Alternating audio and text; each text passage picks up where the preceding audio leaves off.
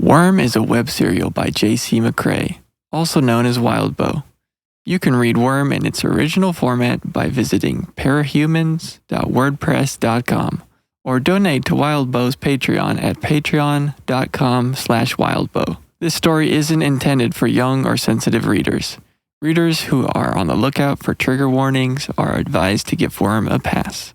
For a complete list, check the description for all of Worm's trigger warnings.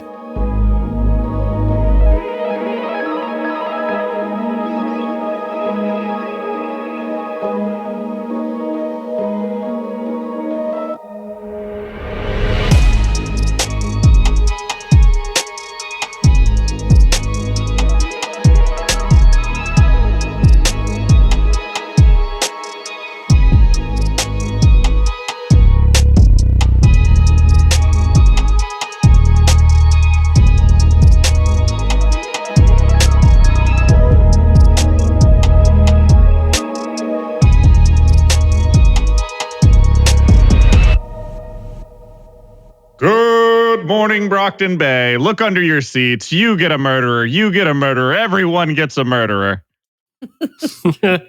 It's Arc 11. Part 2. It's Arc 11. Part 2. The interlude part. Part It's 2. the Slaughterhouse 9, baby. Oh my gosh.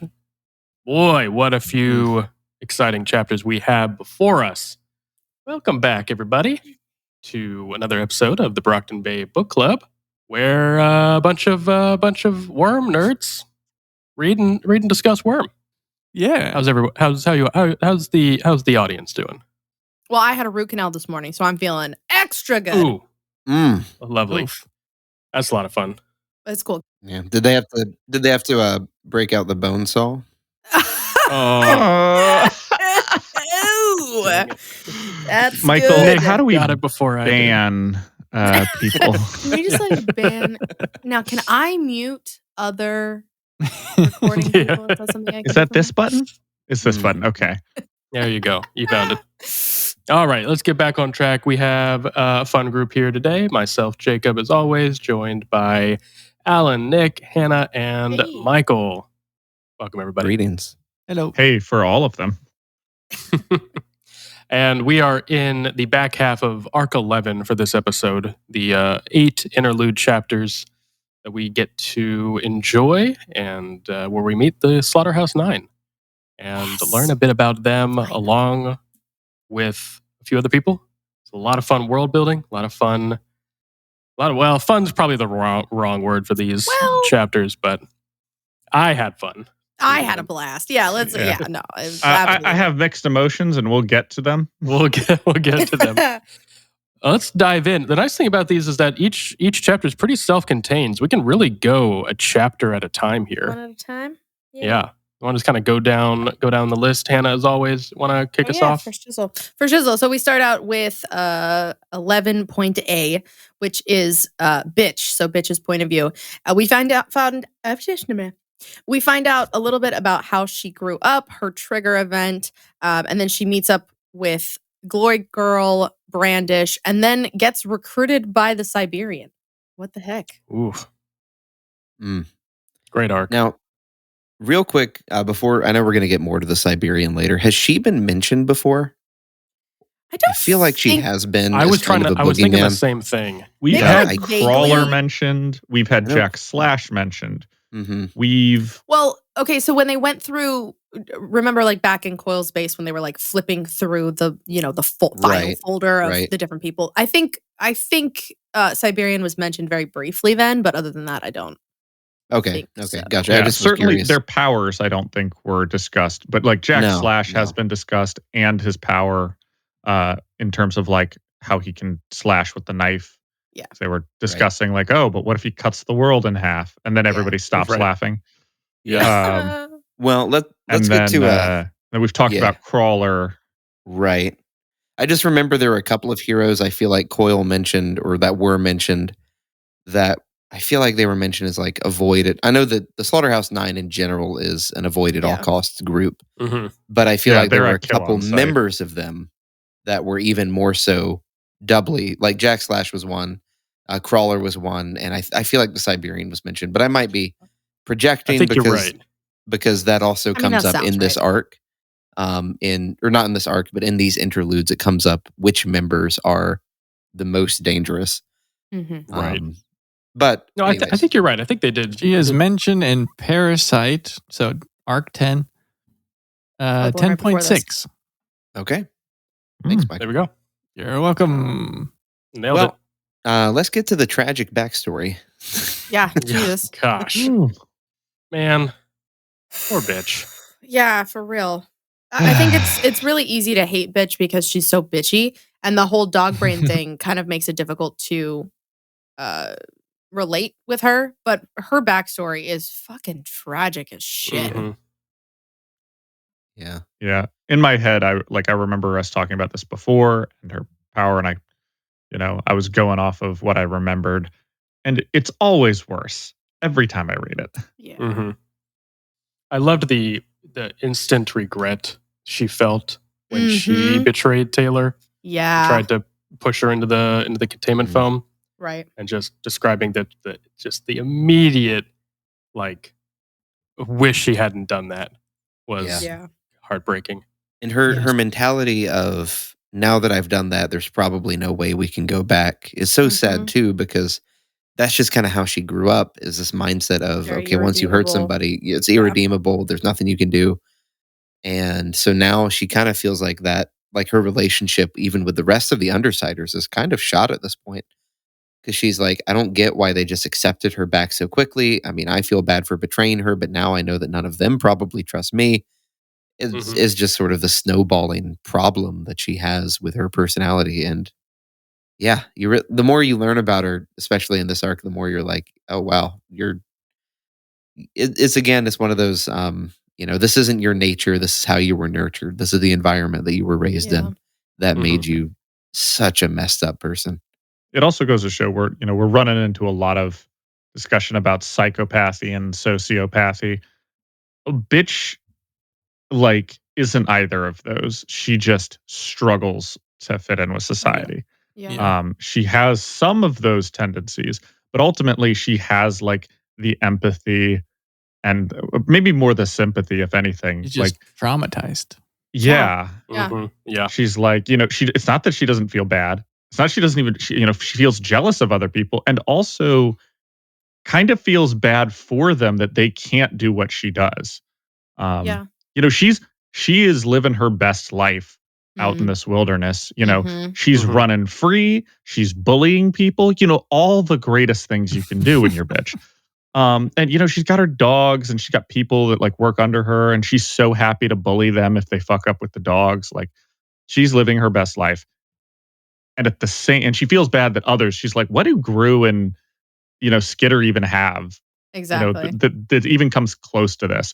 Yeah. But then she immediately thinks, and why are they happier than me? Yes. Oh Yeah. my Mhm. gosh, that killed me. Like kind of this false sense of joy even. I have Yeah. everything I want, so why am I not happy?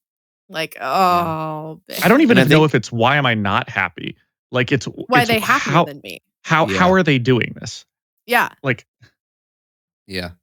And I think, of course, a lot of that has to go back to, even though she has this sort of dual personality of wanting to be alone, just wanting to be with her animals, taking care of her animals, but there's still that natural human need for social interaction people, yeah. and for people in your life. Yeah. And she's just losing. She doesn't have that because she struggles with relationships. She struggles with communication. She Mhm. struggles to connect to people. And she even talks about in there, I think is very relatable, how she talks about, um, in some ways is like just heartbreaking and relatable in the sense of, wow, this makes me feel so much more for you. Of how she's like, there's so many social cues just to get and Mhm. to understand.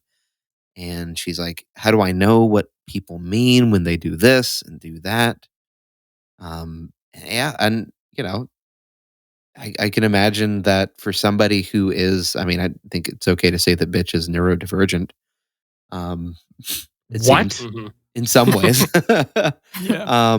But it just kind of, I don't know. I can imagine, I've heard from students who, and I'm a teacher, um, I've heard from students who have ADHD or who have autism, and just the immense social struggles they have to fit in and to catch things and to notice social cues. Um, and I don't know, makes me feel for her a lot. You definitely feel a lot worse for her after this arc. Yeah, Mhm. when she's talking to that guy who shoots at Angelica, Oh, and she's it's like, what the fuck are you doing? And she's yelling at him, and he's trying to he's like, no, I didn't know. And the whole conversation was like, well, it's my territory. Like, well, we didn't know. It's like, well, can't you hear the howling? Well, we can hear the howling halfway across the city. It's like, yeah. Like, and of course she's interpreting their facial expressions, their voice as, are you challenging me? Are you trying to, what are you trying to do? And like, are you laughing at me? Like, and not knowing that what these people are experiencing is like absolute fear and terror, because everyone's squatting at this point. Like, everyone's just trying to exist in Brockton Bay, and it's like they're terrified because, like, even we talk about later in a couple of the other arcs, not the other arcs, a couple chapters later, there's a curfew going on. Like, there are looters and rapers, and this is not a safe city. And a giant dog is near your house, and like, okay, well, I'm trying to protect my family, and they're just trying to do their best. And she's trying to, figure out what does your facial expression mean? I don't even know what you mean. Like, are you challenging me? Are you fighting me? Are you gonna shoot at my dog again? Are you gonna shoot at me? Like, and she has absolutely no frame of reference, does not compute at all. And that's just, that was really tough for me to read. That was harder for me to read than any of the stuff with Bonesaw. Is like this communication, this interpersonal human relationship that just can't happen because it like isn't sticking in her brain that same way. mhm. I want to go off of what Nick said before, but there's, I think maybe Hannah even said something about there's like the dual personality of like, you want to be, she wants to be alone. She just wants to be with her dogs. But also she recognizes that she needs to be around people, kind of like that is where her sense of like she feels good with her dogs, but she belongs with people. Like even she recognizes that as a human being. And I think thinking about her as sort of this dog human hybrid, which we'll get into later, is really apt for her because like a dog, she could 100% survive on her own. In fact, she would probably, due to powers or something, just become more feral over time. And I think this even plays Nick into the nature versus nurture thing. As a kid, she had the nature within her already to survive on her own. Like she was making noodles, she burned herself. Honestly, if the cops hadn't showed up, she probably could have, kept going for a while. Yeah. So she already had that dog in her. I don't know. I would press X to doubt on that survival instinct. Yeah. I think it's less the instinct and more just like she didn't have another option. Yeah, I think it was more desperation. But go on, continue with what you're saying. Yeah. But she had, she can survive on her own, with her dogs. But to thrive, she's going to have to be with people. So balancing that weird in-between state for her is going to be really tough. And I think it's really interesting how it's shown. Something I really didn't examine this time around. Until this time around, I mean. Mhm. Yeah. Yeah. And then she has the fight with Glory Girl and Brandish. Yeah. Which I'll be honest, I don't remember many of the details of, except that she kind of just, if I remember right, she does pretty well against them. Oh yeah, she hulks out the dogs on them, and Brandish tells Glory Girl, "We need to go. Like we need to grab some wounded and let's fuck off." Yeah, let's run. Yeah. Oh yeah, no, because they come to help out the man that she's attacked, and originally they're trying to run her out. Yeah, they're trying to run her out, and they're like, actually, let's just take the wounded and leave. Well, don't they leave when they see Siberian?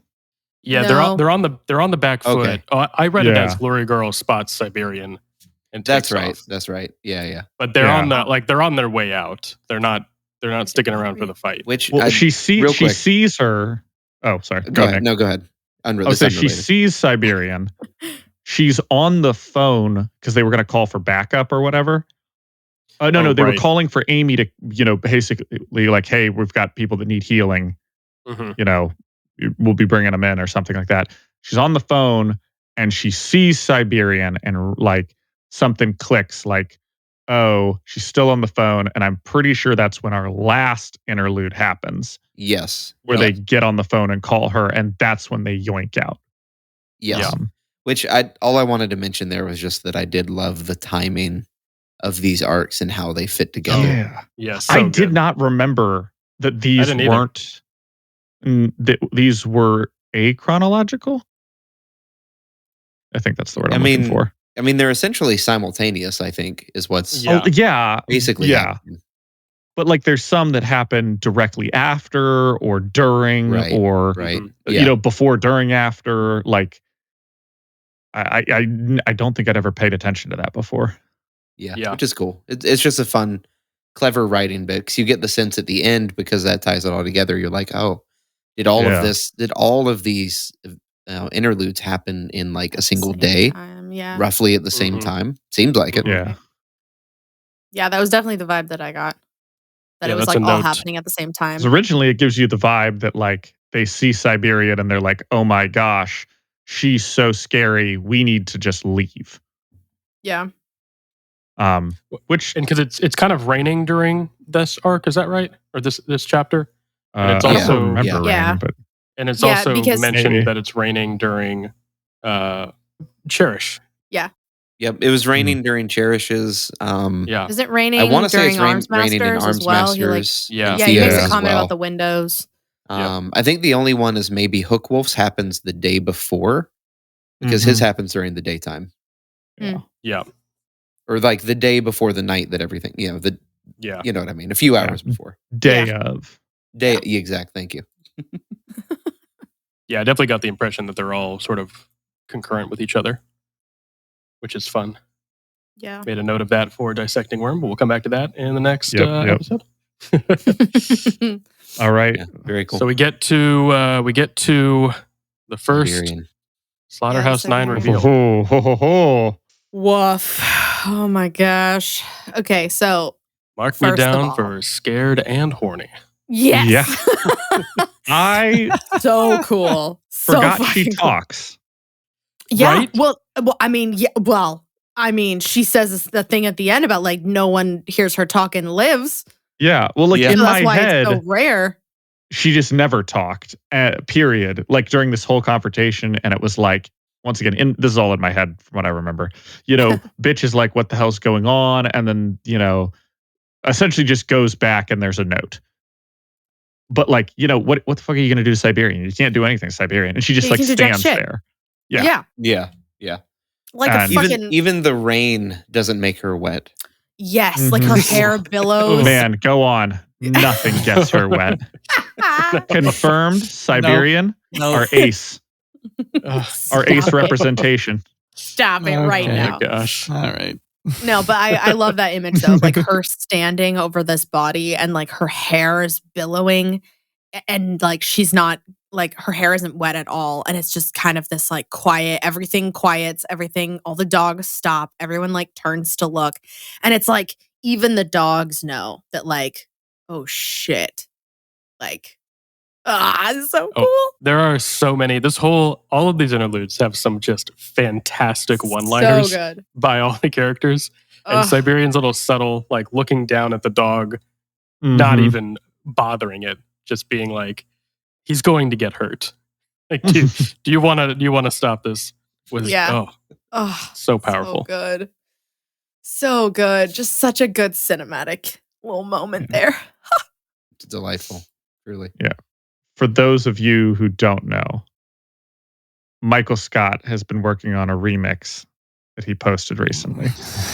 And at one point in time, Siberian has Dami Mommied up against bitch, and is like leaning forward and basically goes, like, Balto. Are you gonna be a dog? And I'm just hearing in my head, there's this na na na na na na na na na like playing in the background. I'm like, okay, go on. And then we get all the way back to the the bit I love to the hideout, and she tries to read the name tag. You go, are you a dog or are you a wolf? And all I could think was, oh. The Balto music intensifies. The beat drops. Yes. Ooh, Heck that's yes. so funny. chills. Amen. Feeling it, I for will. sure. I think I can insert the Balto quote without getting copyrighted now. So I'll do Please that. do. Oh, that's funny. Yes. Do it. Let me tell you something, Balto. A dog cannot make this journey alone, but maybe a wolf can.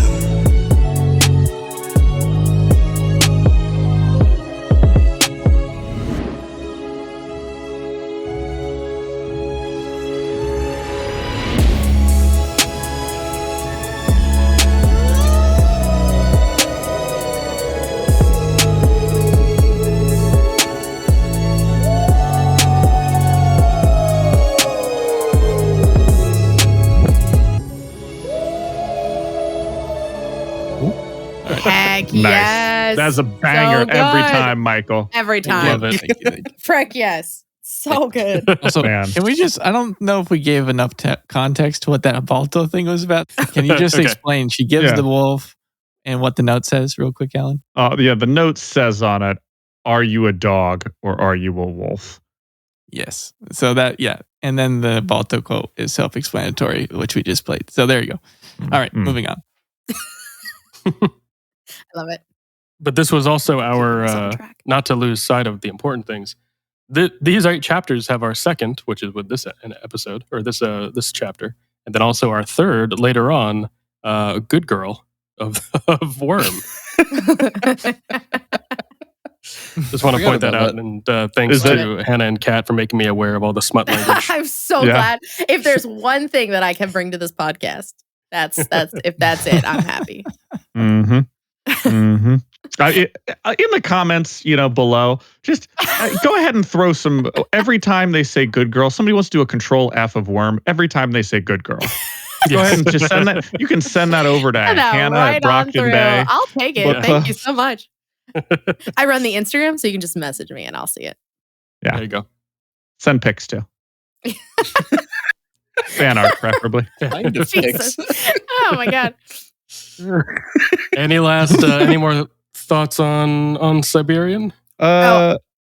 Just one quick thought at the end with the little box that Siberian leaves for bitch. I in general give a girl a puppy. Am I right? Like give a girl a puppy and we'll love you forever. Like it's just, you kick the puppy.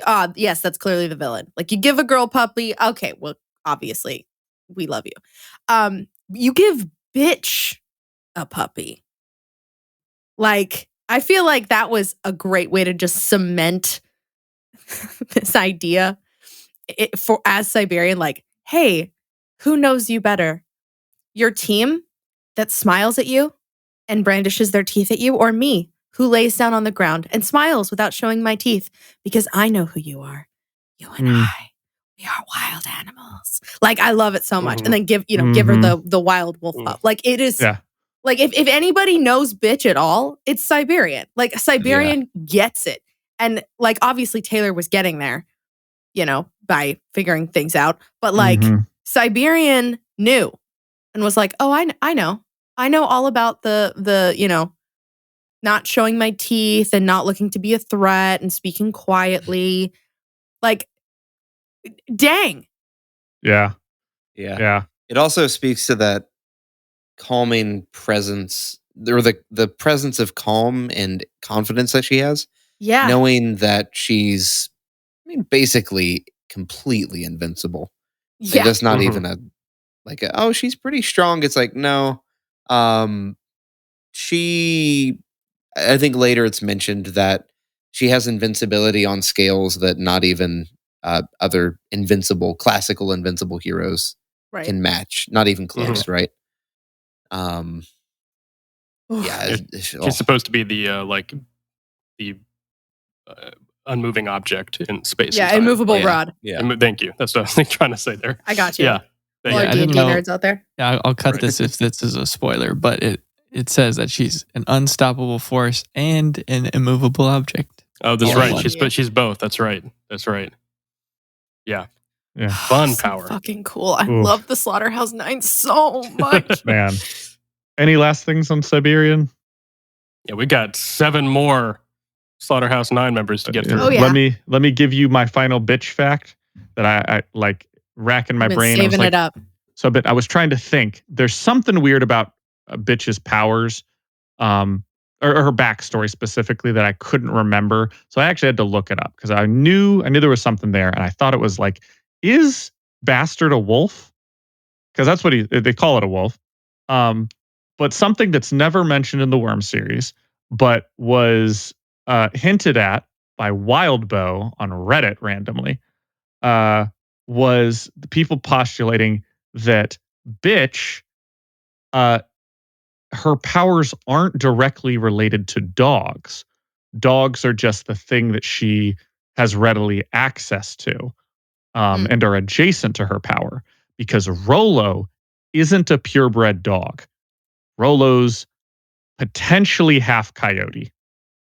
Oh, interesting. Oh, interesting. So maybe like canine in general, not necessarily dog. Yeah, canine in general, specifically half breeds.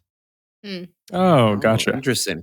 I always kind of interpreted it the same way Skitter controls her bugs, because she controls those crabs too, but she never uses crabs.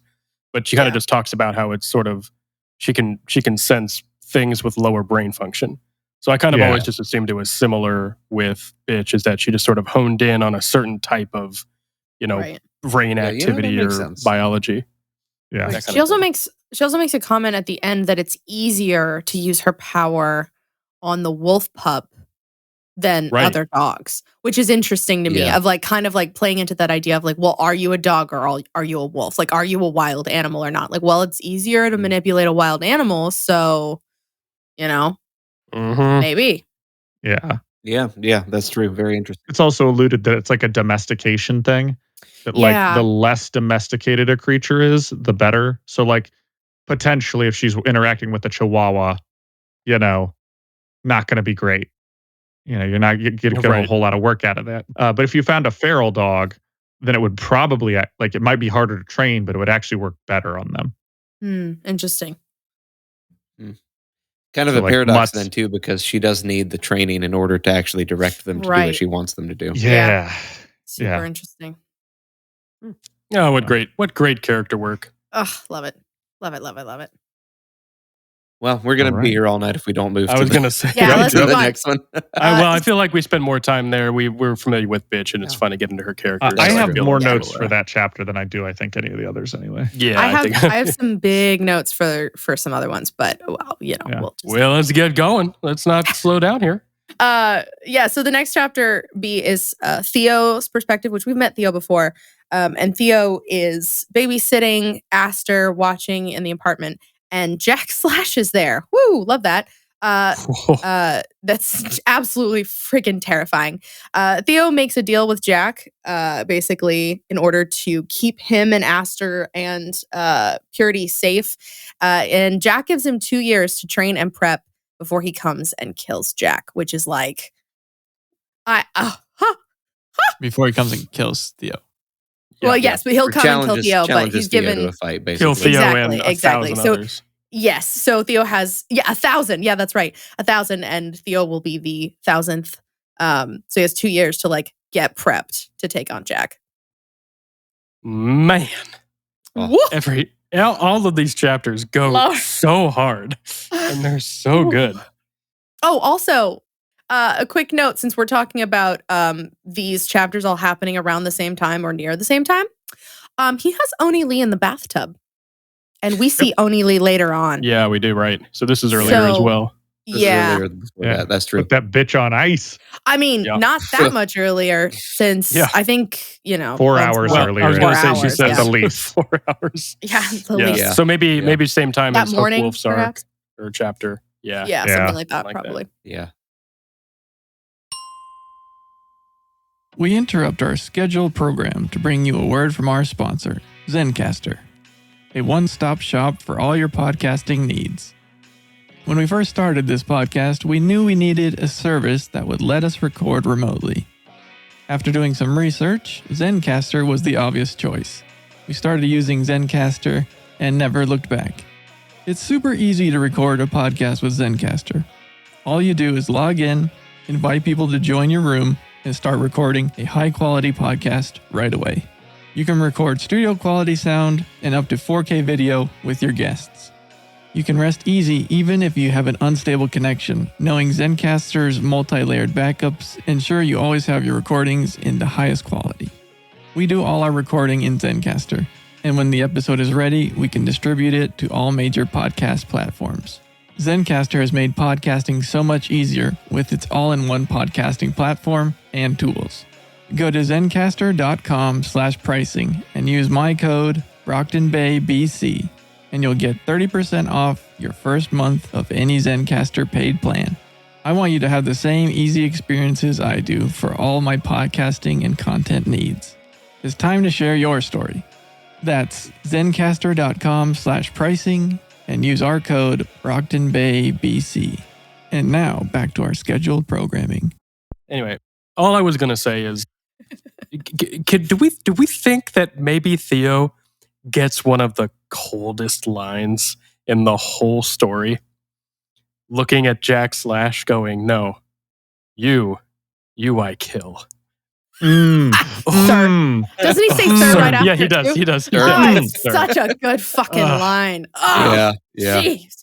That's Cold-blooded. the moment. I remembered. Cold-blooded. This is what's so fun about rereading the story, because I remember, 5-6 years ago when I read it for the first time, really liking Theo's character. I remember that. Yeah. And he's got some good development. Obviously, we're not going to spoil anything. We see him again. And it's a fun character, but I couldn't remember all the bits about him that made me like him. And reading this again, it was like that's part of it right there. Yep. What Yep. what a love him. Which Great I character. love in a weird sort of way. He perfectly handles the psychopath that is Jack Slash, because that's Yes. what Jack wanted him to say. It was he's like, oh, okay. All right, big kid, saying you're going to kill me if you were a hero. All right, I'll let you try. He's like, I'm interested. I'll let you try to kill me. It's like, oh, okay. Yeah, What a great moment. I also love the difference between kind of the idea of everyone knows who the Slaughterhouse 9 are, and everyone knows that they're incredibly dangerous. And so how do you respond when you come face to face to one? So looking at Theo, the way that he responds to Jack Slash versus, 2 chapters later where Colin or Armsmaster and his interaction with a Slaughterhouse 9 member, and how Theo is he's just, in his mind, he's just keeping an eye on Aster. He has to take care of Aster. So he says, sir, and he doesn't make a bunch of grandiose statements. And when he does say, oh, I'll kill you, it's a very matter of fact. It's not I'll kill you for this. It's not a very emotionally driven. It's very quiet and purposeful.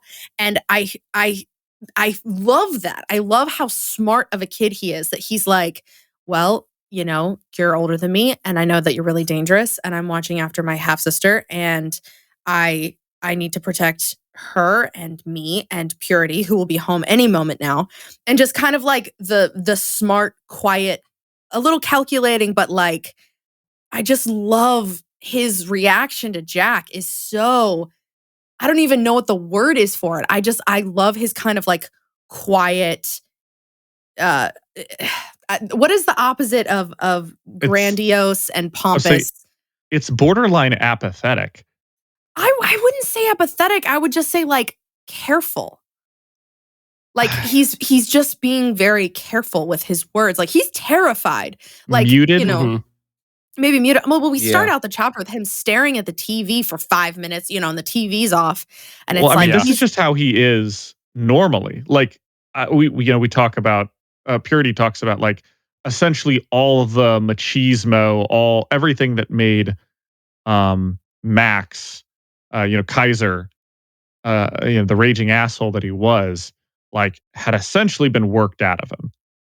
Mhm. And I think he Yeah. even had this vibe of like, I don't want to be like my dad, and Yeah. also my mom made sure that Yeah. I was not going to be like him. So and some of that takes away like confidence and speaking up for yourself. So like he's kind of, I feel as if he's very apathetic a lot of the time, and everything's kind of muted down. So like as soon as we said like it kicks off with him just staring at a TV, that's one of those things where if you say just staring at a TV, I could tell you it was Theo no matter where we are in the story. Because just him quietly staring into a corner is just such the most Theo thing in the world. But I completely disagree, because to me that feels like he's just staring at the TV because he's staring at it. Like, yes, this is what I do. I watch Astor and I stare at TVs. Like, no, I think he's terrified and he's trying not to react. He's trying not to make any big move. Jack told him to stare at the Yeah. TV, so that's what he's going to do. And it's not that he's apathetic, because apathetic to me says you don't care what's going on around you necessarily. You're just kind of like nonchalant. But like he is just doing exactly as he's told. And Jack is terrifying. So Jack told me to stare at the screen, so I'm going to stare at the screen. And I've stared at the screen for 5 minutes. I know every detail of this TV, Yeah. every, scratch and every mark, because I'm terrified to turn around because Jack told me to stare at the screen. Like, I would say apathy is the complete opposite. Like, it's still an read incredibly his charged chapter with moment. Purity again. He is Well, his doing earlier? almost the exact same thing.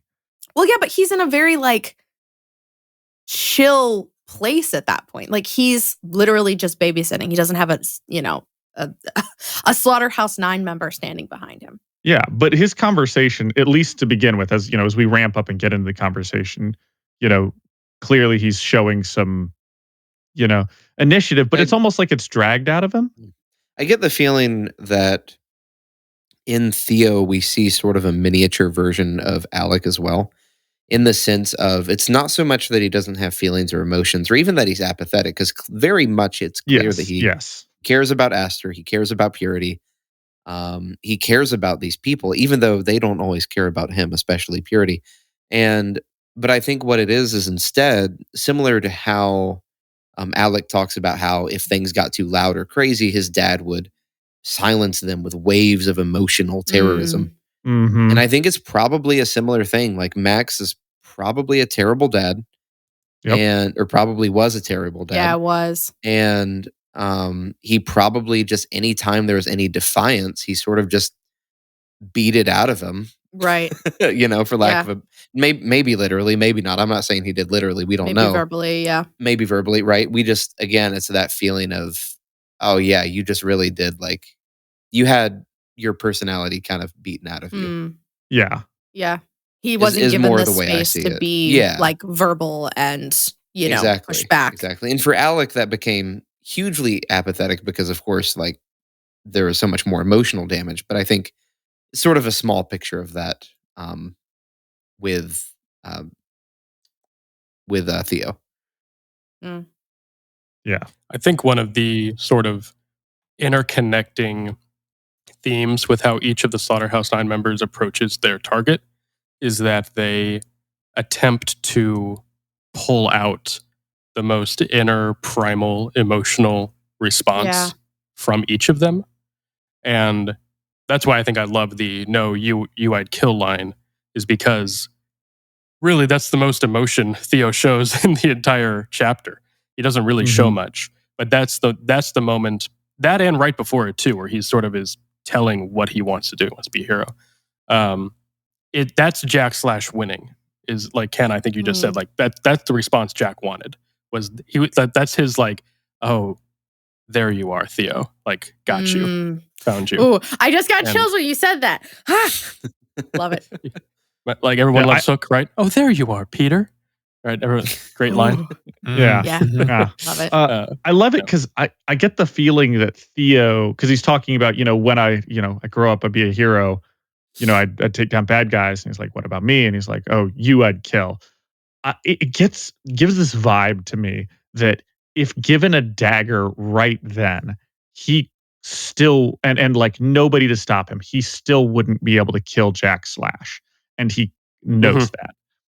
But he wants to be able to kill Jack Slash.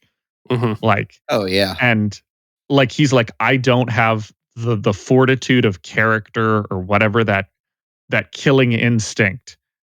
I don't have that because all of that's been stripped from me. I don't have the brazenness, Mhm. to feel that strongly to be able to kill you. But I want to kill you like that. Yeah. And that's why Jack is like, hey, 2 years, we'll see if you've got that gumption in you. Mhm. Got that dog in you. Keeps coming. I think that's the theme of Worm right there. Do you Got have the- that dog in Do you? you have that dog? You got the dog. Oh man. All right, let's move along unless anyone else has got some thoughts on Theo and Oh, Jack Slash. I just wanted to add in, I do really like, again, like his powers and his mentality. I do kind of really like Jack Slash's character. I think it's such an So interesting character. cool. Absolutely. And just the sort of way, and so what's interesting about this too, just as a point, is that Theo was not Jack Slash's target. I think that's an important Mhm. point. Oni Oh, Lee yeah. was Jack Good point. Slash's target. Yeah. Good point. Classic he- knife, bro. I believe, if I remember right, he just says, I just wanted to visit you because I felt like I owed it to Allfather, I think. Or he's like, Yeah. I wanted to see like what's Allfather's kid doing nowadays. Something to that effect. I'm not sure exactly the wording on that, but it was something like that. And I thought that was just such an interesting take. He's like, you're not even really here to see Theo. You just happened to stop by. Yeah. She's like, you hate it. I kind of You got love the it. impression that Jack Slash's entire frame of mind going into that was to kill their whole family. Like I Yeah. really, it probably was closing that chapter of his past with Allfather. Like, let me just wipe out the rest of his descendants here, or Yeah, what we know yeah. of them, and just sort of kind of clean that up. He had a boring fight with Oni Lee that wasn't really a fight. He was still Mhm. hungry.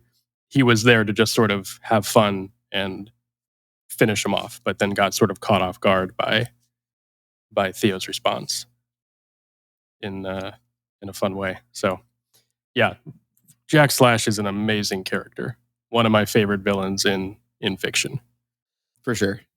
Great and character. super hot, like the rest of And them. super hot. Oh my gosh. Damn it, Lord. Why are they always so hot? So many Brockton Bays. Brockton Bays Bays. indeed. Full of the Brockton Bays. I last thing, I like the dynamic that Theo and Caden have that gets mentioned here Hmm. of, Mhm. Yeah. I love her, but I don't like her. But she Mhm. likes me, but she doesn't Doesn't love love me. Yeah, Oh, That was that hard. one hurt. that was. And I'm hard. not gonna lie, that weird back and forth of non-reciprocal feelings is something that's just kind of a theme with Theo. Hmm. That now that I'm thinking about it, he's got a lot of these weird back and forth feelings with people where, in this case, it's a like but not a love, and a love but not a like the other way around. I just Mhm. Yeah. And one final We're note, I did think it was interesting how they talked about how Oni Lee's power left a bit of his mind behind every time he Yeah, jumped. I thought that was interesting Yeah, too. interesting little detail there. All I could imagine in my mind, though, was like, is he just Mr. Bean? Is he just, What? is he just like kind of half out of it, Go just sort on. of teleporting around, Go, causing all this mayhem and destruction, but doesn't really know what's going on? Like, go on. so that's all. I'm just pitching No, a Mr. Bean movie I now. don't as a hate that sequel. comparison. My theoretical Mr. Bean The return. perfect Whoa. soldier, but Anyway, Just waiting for orders, sir. yeah. Oh my gosh. 11 point C, Hannah? Yes, 11 point C. So we kind of start off not really knowing who we're following here, but then about halfway through the chapter, it becomes clear that we're kind of seeing things a little bit from Ellie, as we know her as Labyrinth. I think it's just L. Is it L? I read it I as like L. L. I didn't for know either. I labyrinth. was going back and I wasn't forth. sure. I did look up the pronunciation, but I couldn't find it. So if Michael, if you L could- makes sense actually. L does make sense. Because like labyrinth, L. Okay, you know Yeah. what? We're getting there. Anyways, L. So Burnscar attacks Fault Line's crew, and L is watching from the building above. Upstairs, kind of has a bird's eye view over the whole thing, and then Burnscar kind of comes upstairs and visits L, and we hear a bit of their past, and that's very awkward and a little heartbreaking, and just wow, a lot. And we also see quite a bit of Labyrinth's her power and kind of how she accesses it, and like what's up with her, because we know a little bit about her, but this gave us a lot more insight. Yeah. Yeah, you are correct. It is L. L. Okay, solid. It feels like it's a little bit from Spitfire's perspective at the beginning, right? It is. It really Yeah, a is at little the bit. beginning. It's Yep. definitely throwing you off because it's like, oh, we've got the knife guy went after the knife guy. We've got the wild girl goes after the wild girl. Of course, the Fire fire and person's going fire, to go after yeah. the fire person. And then you're not. Yeah. Which, I mean, I think that was the point. I think Elle mentions Yeah. that it like it makes sense that they're all that like, yes, so she's clearly going after that Len. That's like, oh wait, no, she looks up at the window and Elle's like, oh no, she's here for me. Like, ooh. Yeah. Well, because she Oof. realizes who it is, and that's what's so cool about this one is it Right. brings back somebody. It brings back a character from Labyrinth's past, and we don't know much about Labyrinth, but you immediately feel the fear and the tension and the Yeah. pain and the conversation between Burnscar and Labyrinth, where immediately Burnscar is like, "Oh crap, I didn't mean for it to go this way. It's just, like fire happens and I go crazy and I can't help it." And it's just this, and you have these two kind of opposite sides of the coin, sort of craziness, or not craziness is a bad word, but Yeah, I mental would. lack of mental faculties in a way, whatever it might be, mental illness, I guess, is the phrase I was looking for. But yeah, these opposite sides of the coins of mental illness, where these characters know each other, but even though we don't know either of them very well, I just thought it was really well written that you get the sense of, you can feel the history between them from the moment Yeah. they meet eyes. And It's I very love that. heavy. Yeah. Very heavy between them. Gosh, the imagery of her pulling in the asylum around them Oh, as they're talking Mhm. just oof. hurts. It That's does. hard. we had some good times though, right? Pulls out the Yeah. whole asylum. Yeah. You know. Yeah. Golly. All of these interludes, but I'll highlight this one because that's one where I think this is the one where I saw it most clearly. Is like the perfect demonstration of Wildbow's ability to describe powers effectively. Mhm. Just an incredibly visual image of how her power works, Yeah. how she relates to her power, like how she Mhm. brings things in. Just unbelievable job. It's fascinating reading this again and getting to experience it again and just seeing how he writes powers. We talked about it many times. Like that's kind of one of the things that brings us back. But I think these arcs do it so well. It's because we really get to see a lot of really cool powers at play here, described in really intricate ways. Yeah. Yeah. Yeah. I love that her description of like we finally figure out the place that she keeps making is, what did she call it? Her high palace. The Yeah. temple. Yeah. Yeah, the Yeah. Temple. something like One that. of Yeah, those two, yeah. Yeah.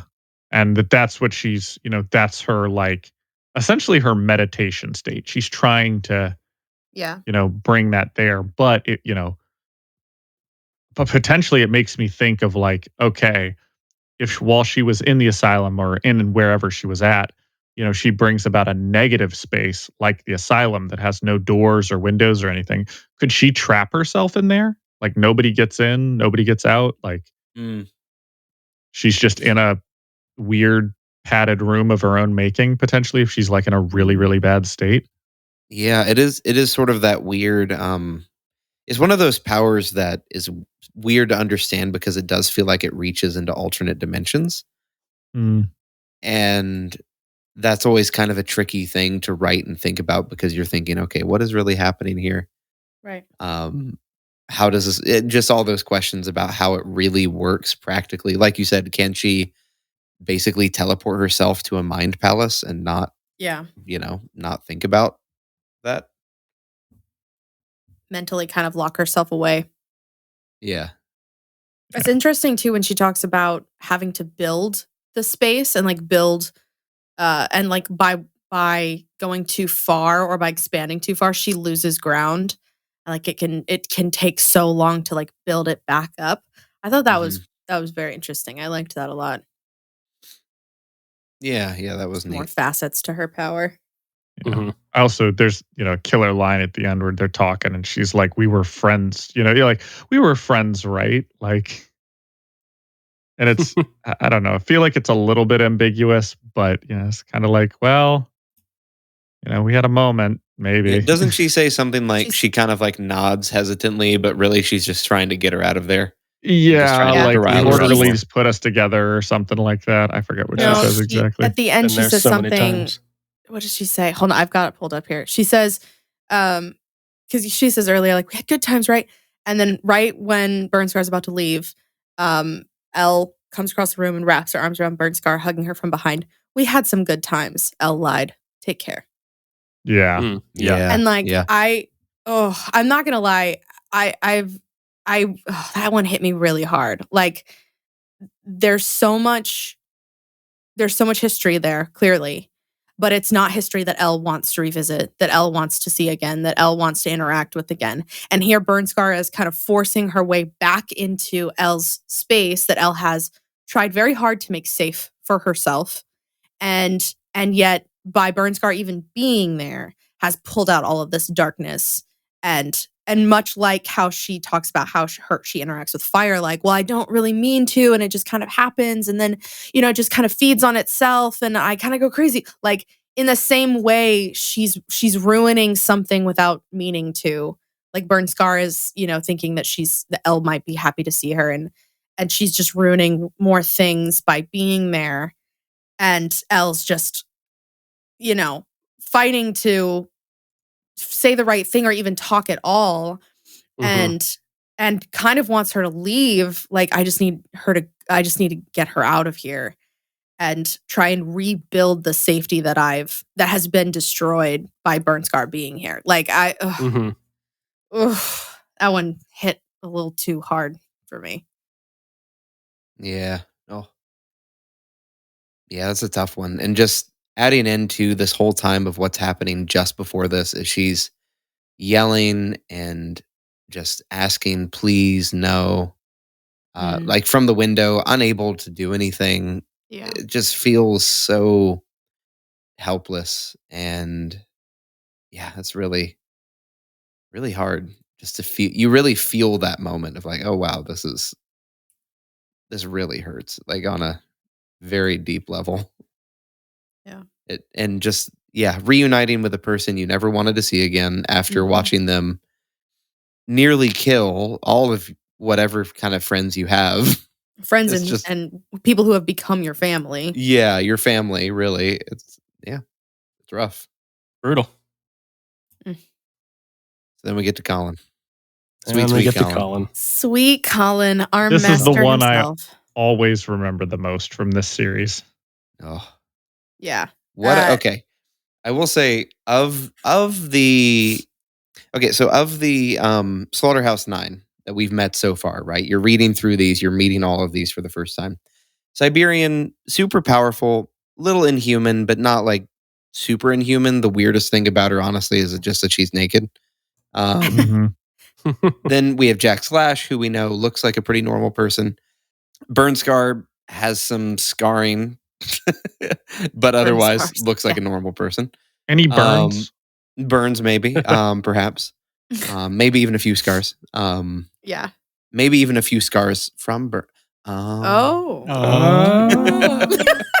Can you get a burn from a scar, though?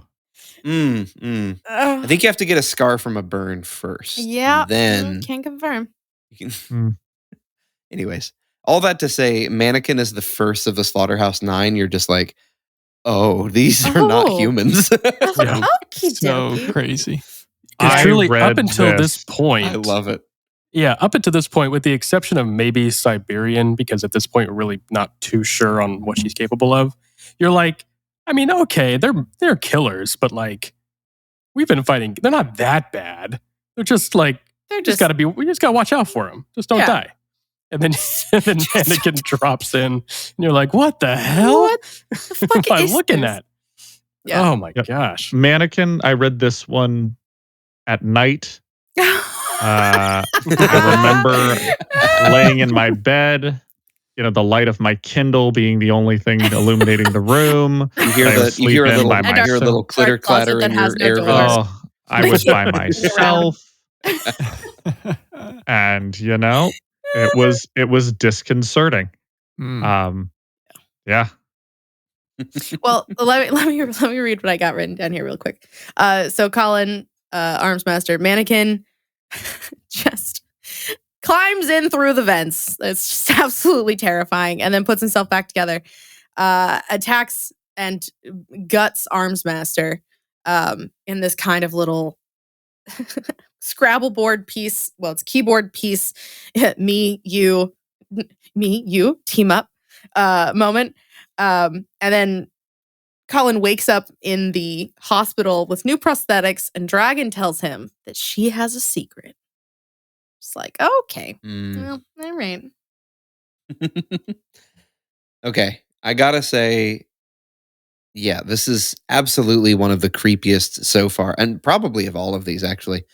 Just, Mannequin's character, just his description is so visceral, so inhuman, and yet you hear about him from Dragon and throughout the arc, and you're like, yeah, this guy used to be a human or like a regular person. He was a great tinker, great at creating biomes, and then just went crazy after an Endbringer attack, and now this is what he is.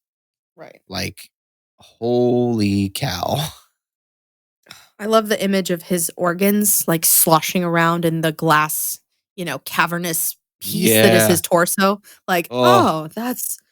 And I think even Colin says something about it that like he can't stare at Mannequin's organs for too long because it makes him kind of sick. Like, Yeah. to just look at someone's insides sloshing. Yeah. Oh, The part that bothers me is just him climbing out of the vent. Oh, and Like, just like all the loose pieces. just kind and of You hear falling the onto the tap, vent. tap, tap. Yeah. And then it comes out. Oh, I mean, don't even say tap tap tap. That makes me really paranoid of being in my own We've office. all seen X-Files. I will never forget when I was in a motel room with my parents, X-Files on the television because we turned it on. And who should be there but Toombs? Now, we all remember from X-Files, I think he shows up in a couple of one or two episodes at the very least. But Toombs was this character that would like pop all of his joints to squeeze through things. Oh, that's right. And then eat their livers. Yes. Ugh. I forgot about it. So like he did the thing with the vent. Oh, Yeah. I don't know that at all, but yeah, Me either. spooky. Oh, yeah. Oh, And, yeah. and I'm Lordy. hearing the tap, tap, tap. He crawls out of the vent, and that's what the X-Files was. So I have a very visual image of, this guy crawling out of a vent with all of his man. popped all of his joints out of Discombobulated limbs. sockets, Just falls on the absolutely floor, and then starts putting it all together again. It's such an image too, though, like of the whole, like the pieces that are kind of pooling around on the ground, very like marionette puppet vibes. But then clearly he is in very much control of like all of his limbs and suctioning them back together, and clipping Incredibly them back into place. precise. Incredibly precise. Yes, Just, it's so terrifying. Like, yeah. like both liquid, like a cat, both liquid and solid at the same time. Like, I don't like it at all. And it's raining, and we're in his tinker shop, and there's weird shadows everywhere. It's great. And then of the he can't precision, I even love talk that, because he's removed his. Oh, yeah. Sorry, Yeah, David. he's Yeah. no, you're He can't even talk because he's removed his vocal cords, and so he has to like after he's already stabbed Colin and is like watching him bleed. Which Right. again we get from Dragon later. I love the detail of she's like he knew what he was doing. This was on purpose. Yeah. Exactly. It's just like like he was. That he's an precise with expert it. at taking apart. He's stabbing things that are like exactly what he wanted because he's done it to himself before. Mhm. Like, Mhm. and that every piece he hit was on purpose. And I love too the there is a bit of that like that me versus you kind of thing that we talked about And the mirror. because of the mirror, When because will of the my reflection show? but Oh. even who just I am the inside Colin. but even Please just continue. the feeling of what am I trying to say? Alan, you made him lose his train of thought. No, it's fine. He was losing it anyway. Even just the Power. the parallel between what happens to Colin along with later when we find out, oh, you've been given prosthetic organs. Mm-hmm. Yeah. It just that simple moment of like, You will Oh. become me. oh, Like, maybe ugh. Yeah. you are. It- it makes me immediately think of like the whole idea of like, maybe mannequin being like, well, I'll make you like me, even if it takes one piece at a time. Like, oh no! I feel like for my Arc 11.2 no context meme, it's just going to be the image from Spider-Man. You and I, we're not so different. It's just, like, it's the whole it's every single chapter. Or Mulan. It's that or the Mulan You just- blade. Yeah. No, what you got to do is you do that image 8 times, but all in different color patterns. One's like black and white striped. One on Uh, fire. Yeah. One on fire, one. Fire. One with perfectly curled blonde locks. Oh my So- gosh.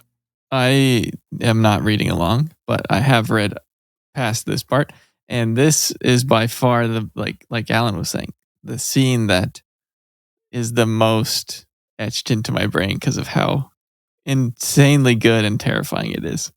So I was been Yeah. excited for you guys to talk about this. It's so And again, credit to Wildbow, how he writes. Like, just being able to visualize mannequins' movements is Yeah. really impressive. I mean, just as barely to call myself an amateur writer, but just struggling so often when I'm writing stories to describe like how people walk from A to B, and then trying to imagine how I would describe like mannequin walking from A to B. Ugh. It's really, really fun to read. Oh yeah, really good. And I love me some Arms Master and Dragon lore. Yes. Oh my gosh. Me too. I wonder what she's going to tell him. Yeah, it could be any number of things, really. It's like we Be get anything. to that point and she just goes, Colin, I love you. I love you. Well, Do we I get mean- a little I bit know. of Colin simping for Dragon in this? I feel like we do, but I could what'd be you wrong. say? Do we get a little bit of Colin simping for Dragon in this? I mean, A little? Oh, it's I believe it's a This mutual was one of the arcs I simping. read a little bit ago, so I don't remember well, specifically. I love but that because he said he brings it back up. So like, of course, he he blacks out, immediately wakes up. She's there, and he's like, can't do this without me, huh? And she's like dead silent. He's like, right, cool. Yeah. Right, okay. Moving on.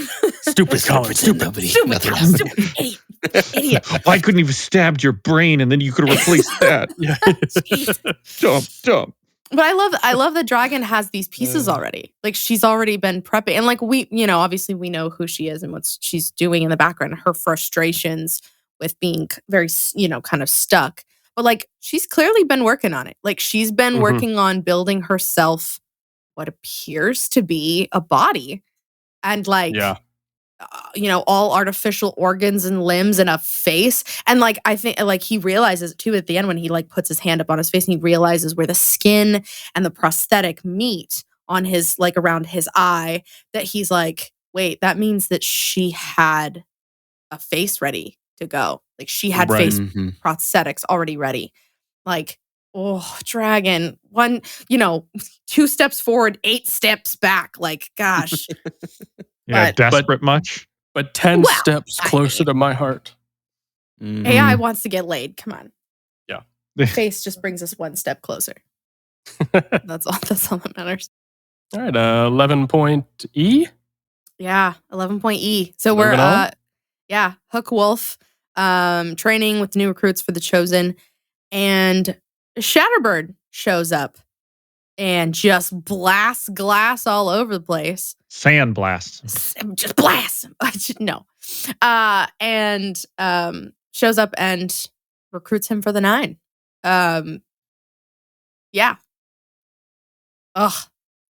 So good. Yeah, I probably So had the all of least these, to so say good. about this one, but I did love I have so many thoughts. Shatterbird's, again, power description, her Yeah. capability. Like, you really, because you hear, I think, and maybe I'm reading into it, but I'm reading ahead too much, but I think I remember them saying how Shatterbird normally announces the arrival of the Nine. Yes. I forget if they Well- mentioned that, but we he- still have the Taylor vaguely alluding to it with her dad.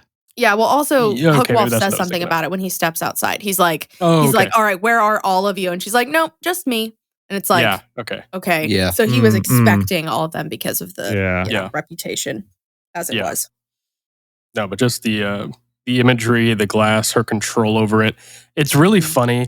I don't think I can name another character in like cape superhero fiction that is a glass manipulator, Yeah. which feels really easy. And yet I was like, I don't think I've seen that. There's probably, if I had to guess, there's probably an incident somewhere in Naruto Shippuden with Gaara. Oh, and true. Turning people who mess with sand, because we've got a bit of those that turn Yeah. sand into glass. Maybe even True. Sandman from Spider-Man has probably done that at some point in time. Fair enough. Good But It's point. that's certainly not not their a common primary. thing, though. Yeah. And I think certainly part of not, it- and not a primary. Yeah, part of it is 'Cause- because yeah. of what gets mentioned in this arc. Like, what happens when somebody can just blow up glass at will? Ooh. Yeah. And you see, Cell like, phones, oh no, that's glasses. phones, glasses. Yeah. Yeah, just a lot. I mean, something you don't think about here, but depending on how fine the breaks down the glass, that could just be sharp particulates in the air. I mean, she talks Yeah, about yeah. when she's refilling all the holes at the end of the chapter, how she's putting pieces of glass in, but then to fill all the like tiny little minute cracks, it's like the fine dust that she's Yeah. billowing up around her. Like that is like, oh my God, it can Don't get breathe in this. your skin and I that would will say never don't breathe end. it. Don't Yeah. have your eyes open. Like that's gonna be cutting you for a long time. Yeah. Also, Alan, I had to look it up really quick. So I looked up the power wiki and the power of glass manipulators. I actually recognize quite a few of these. It's not a long list, but it's a relatively decent list. Oh, dang. From Bloody Mary from Wolf Among Us. Oh, Power that's right. Shoot. Rangers references. Okay. Okay. Sorry, did you say Power William Rangers? Baker, Sandman from Marvel. Yeah, there you go. Box, I don't know who that is. Madison Jeffries from Marvel. Star Servant, Cinderfall Nope. from Ruby. Oh, that's right. She is. true. She. Yeah. I forgot. Cinder is technically. She throws heated glass. That's what Mhm. she's That's right. doing when she's got her little Sailor Moon, floaty the things. Winx Club, and then bottom of the list is Shatterbird from Worm. So I mean, There you go. it is a short list though. But Bottom of the Yeah. list, but they saved the Yes. best for last. they you know? did. They did. Exactly. They really did.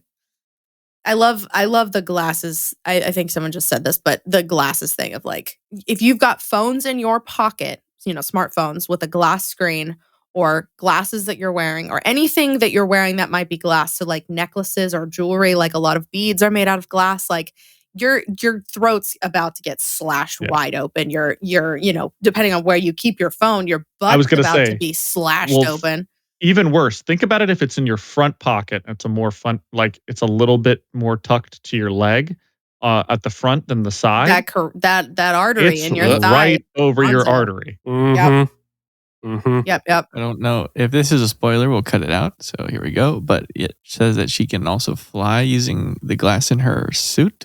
Her that's how dress she is gets there, made how out of she glass. leaves. So Yeah. cool. Is that The in image this? for her on the Worm Wiki is really beautiful. Also, I can only imagine there's that one D&D art that somebody drew that's the like Asmir Paladin, but as an all stained glass. I imagine it's a yes. sinister version of that. Oh, I love that. But with a helmet sort of like whatever that one chick from Dark Soul, or not Dark Souls, from Elden Ring. It's just the visor that covers the top half Melania? of her helmet. Yep. Melania. Yeah. It's like Yeah. that with the long cloak, but it's all glass. Oh You know? yeah. I like that. Very imperious. Very I would almost argue she doesn't feel like she fits in with the rest of them. Yeah, Well, they're all very distinct, and she's Yeah. very distinct. Yeah. Like, not that the others are scummy, but they're all kind of like They're all a serial little killer scummy. vibes. Yeah. And she feels Just not like a villainous. serial killer. Yeah, she seems Mhm. big villain. Yeah, big Yeah, villain I can see energy, that. not I can see that. necessarily Slaughterhouse 9. Yeah, we'll kind of get to this in Cherish's interlude as well. But I wonder too, because of the way the story is written, kind of web serial format. I wonder. I try to imagine if there was maybe moments or arcs that Wild Boat chose to just not expand on, or things like that. This also might be a slight spoiler tag, so just mark the time. But I wonder if maybe he had plans similar to Cherish with Shatterbird, trying to take advantage or manipulate the Nine in more depth, that just kind of got left on the back burner as the story developed. Because it kind of really comes across that way, where she feels like she's got something else she's trying to do here, and it's just kind of using the Nine. There's something else going on there. There is a reason that she hangs around, from what I remember. Oh, well, then maybe But we will I just see her forgot. reasons so soon. later. Okay. Love that. We love the motivations. I was like, something that I felt like was a little bit more prominent in this chapter as opposed to some of the other ones is she really, like, obviously they're all trying to like get their, potential recruit, or Jack Slash is a little bit different, but the idea of like, we're trying to push your boundaries, trying to get you interested potentially to, be a willing participant, but not necessarily. But like, none of them really, other than maybe Bitch a little bit at the beginning with Siberian, I feel like Hookwolf and Shatterbird really have like a decent back and forth in regards to like, well, what are you doing here? What do you want to achieve in your life? Like, how do you think you're going to achieve it by, working with the Chosen? And like, how much more do you think you could achieve that goal by being with the Slaughterhouse 9? And kind of that discourse of them going back and forth, I really enjoyed that, of like the motivation, because I always find people's motivations so fascinating. And with Hookwolf, and I think because he's very villainous, being part of Empire 88 and now Fenrir's Chosen, just kind of like, okay, well, we obviously we hate them, but more reasoning of just like, well, we hate them because they're evil and white supremacy. But like, she implies that there's something else going on underneath it. Like he has other motivations besides just, yes, white supremacy and, chosen race or whatever. But that it's also, there's something deeper there that's motivating him to, grow the Chosen and be such a big influence in Brockton Bay, and then therefore like the world.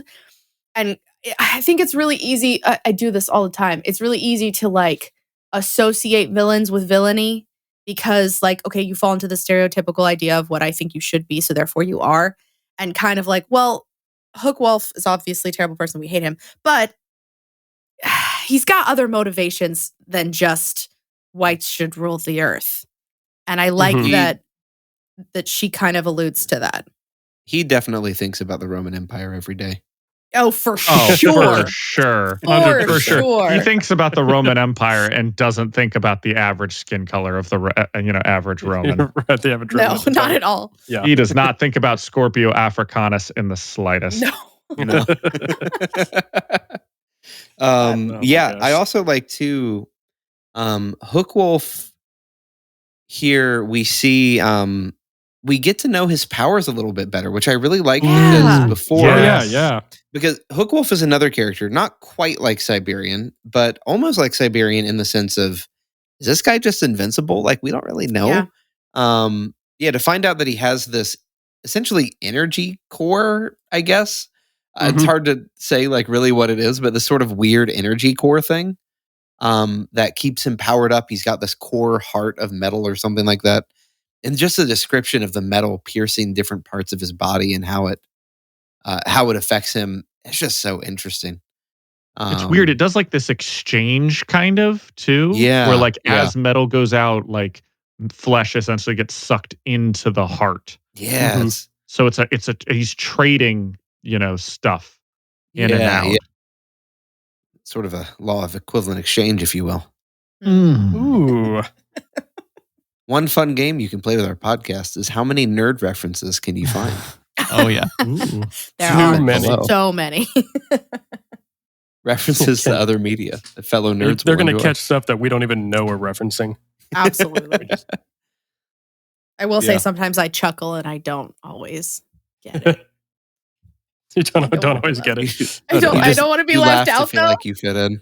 I will no. Sometimes I fight just yelling out fucking nerds, the French. and I just I mean, I work That's so how hard. that's how I just felt about 10 minutes ago because I haven't seen a single episode of the X-Files.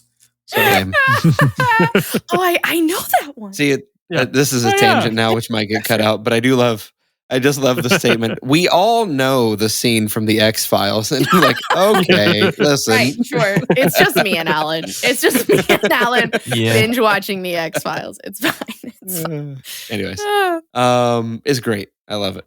Happy for you guys. thanks. Thank you so much. Shall we? Are we good? Shall we Moving move on. on to the next chapter? Let's I think so. see. Any other commentary for Hookwolf's chapter? Oh my gosh, I didn't talk about cricket. Okay, you guys, I know that earlier when we talked about cricket, Alan was like, I didn't get about cricket. I love cricket, and I am very upset about cricket. Very, very upset. And I love it when powers can cancel out each other. And I Mhm. You know don't what, just Hannah? mean You know what? Yeah, what? Cricket is underappreciated, and I think you're right. Oh, thank you so much. It's so sweet. I really love cricket. I thought she was really cool, and kind of having these moments where, like powers are canceling each other out, and not just in like, oh yeah, my powers cancel out other powers, like boo, but like the oh yeah, I figured out how to disrupt your, glass manipulation because of my, whatever Sonic sonic reading. vibration shit that she can do. It's just so cool, and I love that, and I love it when Because of her kids have to be super creative. smoker lung. Her super Yeah. and I was so upset, and she's like talking through her little throat thingy, and I'm like, oh, cricket, and then of course, glass to the neck. Like, god damn it, like I really liked cricket, and I'm very disappointed. I'm very sad. Also, Jacob, I just saw your meme, and Yeah, I'm very upset. Jacob, that is what my last note was. I just love the casual gun from Shatterbird. Like nothing. It takes me back to the Wizards animated movie by Rankin Bass. The whole time it's just a couple of man. brothers who are wizards versus each other. Spoilers for this movie from like 60 years ago. But at the end, they're throwing magic back and forth and like, brother, you can't beat me. I know all your tricks. We learned them both from the same mom. He goes, well, yeah, well, mama didn't show you this one. Pulls out a revolver and shoots his brother. That's how the good guy beats the bad guy. I'm not upset about it. Sometimes you just gotta play dirty. Yeah. I love it. It's just like, oh man, how are we going to get out of this one? And then, pull the old tattletale. It's a classic tattletale maneuver. Like, have you considered a gun? Have we tried shooting them in the head? Cool You know what'll power. really stop a hero? Still mortal. Yeah. Gosh. Does sake have to be refrigerated? We can cut that out. Does sake have to be No, refrigerated? no. Michael, leave that in. People need to Oh, know. that's staying in. Sake should be refrigerated. Yes. Damn it. Okay, I've had a bottle of Fuji apple sake sitting on my desk since before Hannah. Christmas, and there was so little left of it. I was just about to drink it, and I mean, what's it going to do? Ferment? I'm about to pour myself some sake. Anywho, Oh, boy. shall we move on? On next episode, Yeah, next, Sans Hannah. No. Oh, actually, no. I don't think I will drink this. This is probably a bad idea. Okay. All right. 11 point F. This is Dinah. Love it. Yeah, so we get a little bit more of an insight into her lovely powers. And Crawler is coming for what we think at first is her and Coil, but very quickly realize that Crawler is coming for Noelle. And so Coil and the gang hides away in Noelle's bunker. And we get a little bit of an insight into Noelle, and we get a lot of an insight into Dinah for this episode. Oh God! Could you just imagine having the ability to predict the future and being like, Jeez. "Here's all the futures where I die." Yeah. Oh boy! Let me sift through them real quick, like pushing waves Get a off the side number. as you're wading into the ocean. Yeah. Jesus. Yeah. But I will say this does not that Coyle's a great person, but this does show his intelligence in asking very specific questions to Dinah. Yeah. Yeah. And being like, Mhm. okay, how do we survive this? What happens if we do this? Try this one. Okay. Yeah. That was better. Let's add to that. And just the way that like his process of going through it with her is so you just see his intelligence and his speed. Right. And you can tell, like she says, I notice he's using his power. So what that means is he's Mhm. split himself up to ask two different sets of questions to her at the same time. Yeah. Mhm. That's just, again, It's so cool. it's so cool. Yeah. It's just like, he's a terrible person and I hate him, but I love his He's- power. he's And he's so cool. Yeah. 'Cause he asks her about Crawler. He says something about like, how soon will Crawler get to us? And she's like, yes. So he already knows that it's Crawler. yeah. Yeah. Ugh. Yeah. Maybe in the other world he asked which Slaughterhouse 9 was it? Yeah. Okay, this is the other one that is super creepy to me because we never see Crawler. Nope. Or No. Noelle, who Or also Noelle. Or is Noelle. creepy. We don't Ooh, see it's either just of like, them. ugh. You know, who's just like, I've got the hungers. You know, I'm Yeah. getting strong Oh my like G. I'm hungry. She's yeah, just like, I can hear salad fingers Yeah. like in there, like I can smell need you. food. Yeah. Oh, so Why do you creepy. smell so tasty? You smell so tasty. God. I just need me a snack. I love Yeah. not seeing Crawler, but Dude. just kind of getting Yeah. the description of I think so too. who he is. It makes it better with Yeah. not knowing what he looks like, because like obviously the Slaughterhouse 9 is here to stay. Like we're gonna run into all these people again. And so like not necessarily knowing what we're gonna be looking at, it just like raises the tension so much more. And it raises the tension with Noelle too. It was like, well, we already knew that, there's shit going on with her, but Yeah. what shit exactly? And now we have, the second a second large powerful entity that is coming for her. It's like, oh fuck, like, okay, maybe we need to keep an eye on this one. Yeah, I love that that is what the reveal that's what Leviathan was after. Leviathan was Yeah. going after Noelle. Noelle, yeah. Yeah. Wait, what? Whew. What? I don't remember that. It's She's so, so- Explain this. It's Subtle. very subtle. It's said near in this chapter where she basically, I think Coil says it, or who is it? Like I Trick's thought Noelle. we'd gotten, this is just like when Leviathan came Yeah. after Noelle, and now Crawler's doing it. yeah. Like we thought we'd gotten past that. Mhm. Also, real quick aside, I finally figured out who my mental image for Trickster is, and it's Stewart from Letterkenny. Just moving forward. Yeah, Okay. Gotta it's look not actually, correct, though, but I get it. I Oh, don't know that's how funny. I feel about that. I always kind of imagine Trickster to be better looking, but he's not, and that's okay. And I do love Stuart, so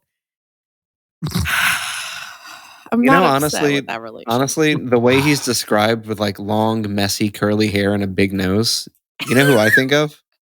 Oh, I think of Dan from Game Grumps. Danny, Yeah. I love Dan. Dan Like Algen is more the with a bigger best. nose. I have the Uber Elite combo. Obviously, they would get cleaned up a lot, but they would stay in their relative shapes. And you have Stewart and Rawls from Letterkenny. Yeah, that would be pretty good. Stewart because he's jacked already, Yeah. Stuart and is then so Rawls because he's jacked. just Oh like my God. he's like Elite. Uber. What do we do, Uber? Why Elite? That's pretty good. Love it. That's pretty Yeah. good. I actually love it so much. I'm sorry. Remind me, who did we just fight? Which Endbringer did we just fight? I had The the simmer in my head. Leviathan. Leviathan. Thank you so much. Or Levi, as his friends call him. Yeah. Oh, okay. Yeah, here we go. And I just had to find it because I wanted to make sure that we weren't spoiling anything. So she says basically, Pet, the chance that Crawler would seek out Noelle first given the opportunity, 93.4%. Shit, Trickster swore. That's why he's here. Just like Leviathan, Crawler's coming after Noelle. Yeah. Mhm. I also love the kind of subtle implication. We obviously get the idea that Noelle is pretty dangerous, but the fact that when Coyle's like, what are the odds of survival if we give Noelle to Crawler? And the initial hour, the survival goes way up. But then it's like 5 hours from now, It's like we're all way dead. down. Yeah. We're all done, Will Robinson. It's just like, what Yeah. the hell are we dealing with here? Yeah. Like her little comment about like she hasn't gotten dinner yet, and Coyle's like, I personally oversaw that she got dinner, and it makes me question, what are you eating, Noelle? What is dinner? Because I'm not so sure that it's chicken and mashed potatoes. No, I was getting some serious God Emperor of Mankind vibes from Noelle. I don't know what that means. Warhammer. Human sacrifice to sustain her. Nerds. Got it. Yep. Yeah. Every day, the God Emperor demands thousands of psychers to sustain his half-life. Gosh. Okay. Brutal. I mean, we love another human reference. sacrifice. Yes, I love a good sacrifice. We love human sacrifice. Yeah. On a up note, Delicious. Leah, the rando that was getting that was inducted so into fun. the Pure or Well, the almost. Chosen, Oh, right. Fenrir's Chosen, Right. that got, but it got ended prematurely. Was Yes. an undercover op. For, I thought that was so fun. Yeah. for your I boy. love That is a that. fun. Oh, which actually, okay, so that ties these two together because Coyle gets the phone call and is Mhm. talking about Leah when he Yep. comes in to see Yep. Dinah. Yep. It's Yep, all yep. connected. It's all Oh my gosh. web, a tangled web we weave. Or I guess wild bow weaves. I can see through time. Wild bow, web, cereal, You're just saying words now? writing, pen. Worm. Speaking of cool powers, I feel like this is just where this whole like interlude selection is where Wild Bow flexes their ability to describe really cool powers. Because the powers, Dinah's power, the way it's described, is so interesting to me. So cool. Mm-hmm. Yeah. Such a Very, very well done. Yeah, just such a powerful description. I love it. It's like trillions of possibilities. Yeah. The end of that chapter, she's like, the number went up. Oh, yeah, such- that was oh, I so think you- sad. I'm glad you like, said will that. I I totally ever go forgot. home? Like, Yeah. well, it's gone up, what, 37%? 30%. No, we're up to 30%. Yeah, up to 30 or 31 point, whatever it was. But yeah. Yeah, it's gone up 2 points. 31.6%. More than 4% higher than it had been yesterday. So much. Oh. It hurts. Dinah. Also, oh my gosh. What's her face? Is it Sundancer's comment? Whose comment is it Sundancer?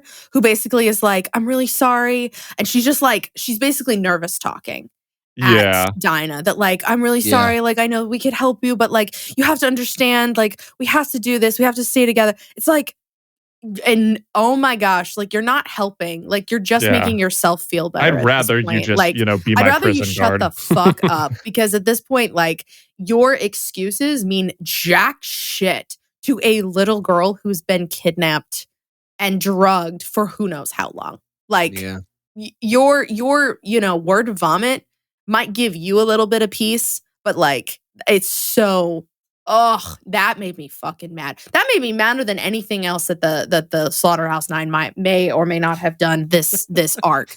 It's just like the idea that like you can alleviate some sort of guilt by word vomiting. Like, well, it's it's okay because we need this and we did promise we'd say it and we try to help you but we just can't. Like, shut up, please. It feels so my brain is it's the end of the day. My brain's tired. The real, bad, truthful, like, dang it. What are you talking about? I'm trying to help you here. Like when something is genuine, It feels so disingenuous is the word. There we go. I There found we it go. eventually. Got it. Eventually. Disingenuous. It feels so disingenuous. Like it's not. Just shut up. Just stop talking, please. Mm-hmm. Yeah. No, I think this is more of because Sundance has kind of always had that with her, where she feels really out of place. Like she doesn't belong with anything that's going on, and she doesn't seem to grasp it. I felt this with her fight in the warehouse with Lung and the rest of the yes. of the ABB. Yeah. Like same kind of thing. She just feels perpetually out of her element, which is unique. So Yeah. Especially that for goes. somebody with such a powerful ability to feel so out of Exactly, their yeah. element. For someone who should be able to be pretty overpowering when it comes to like, fights like the one in the Mhm. warehouse, like she's just kind of holding herself back a lot of the time. Mm-hmm. I also just want to point out the fact that the idea of creating a serial killer who is a masochist, whose power is that they get stronger when they get hurt, is one of the most devious character ideas Oh, yeah. I think you could create. And I love it. Mhm. I love Like- it so much. What an awful, awful character. Absolutely Anyway. brutal. Yeah. Yeah. Next one. Shall we move on? Moving on. Next is Cherish or Sherry. Shelly. Shelly. The I like French how we all Canadian. instinctively do the same thing. Sherry. It is definitely French. Sherry. It is French Canadian. But Sherry shows off her powers a little bit and comes for Alec, Regent. And we have a little bit of like a family reunion, a little power on power sibling action, which I love. Mhm. By far my favorite fight in this whole Very clever. sequence. Yeah, gosh. Love this fight. It's so good. It's so fun. Just the idea of they're two very people in the balanced. room with like a couple people in between them, like twitching and like standing there. And Those it's poor like a people. chess match. Yeah. It's the Yeah. most anime fight scene where like Yes. it's a lot of like Yeah. grunting and like eyes Because they're pointing talking at each the other. whole time, but Yeah. nothing's happening. exactly. They're just having that like the battle is in their words the whole time. You know. Oh, it's so yeah, that's what I was thinking. Big old Dragon Ball fight. Yeah. Yeah. Mm. Yeah. Anyway, what do you so think?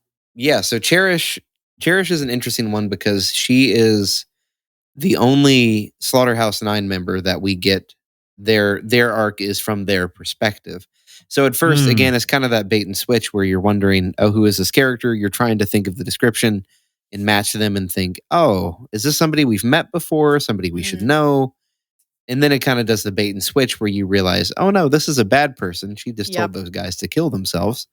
And we know it's not Canary because she's in the jail, the big jailhouse, the birdhouse.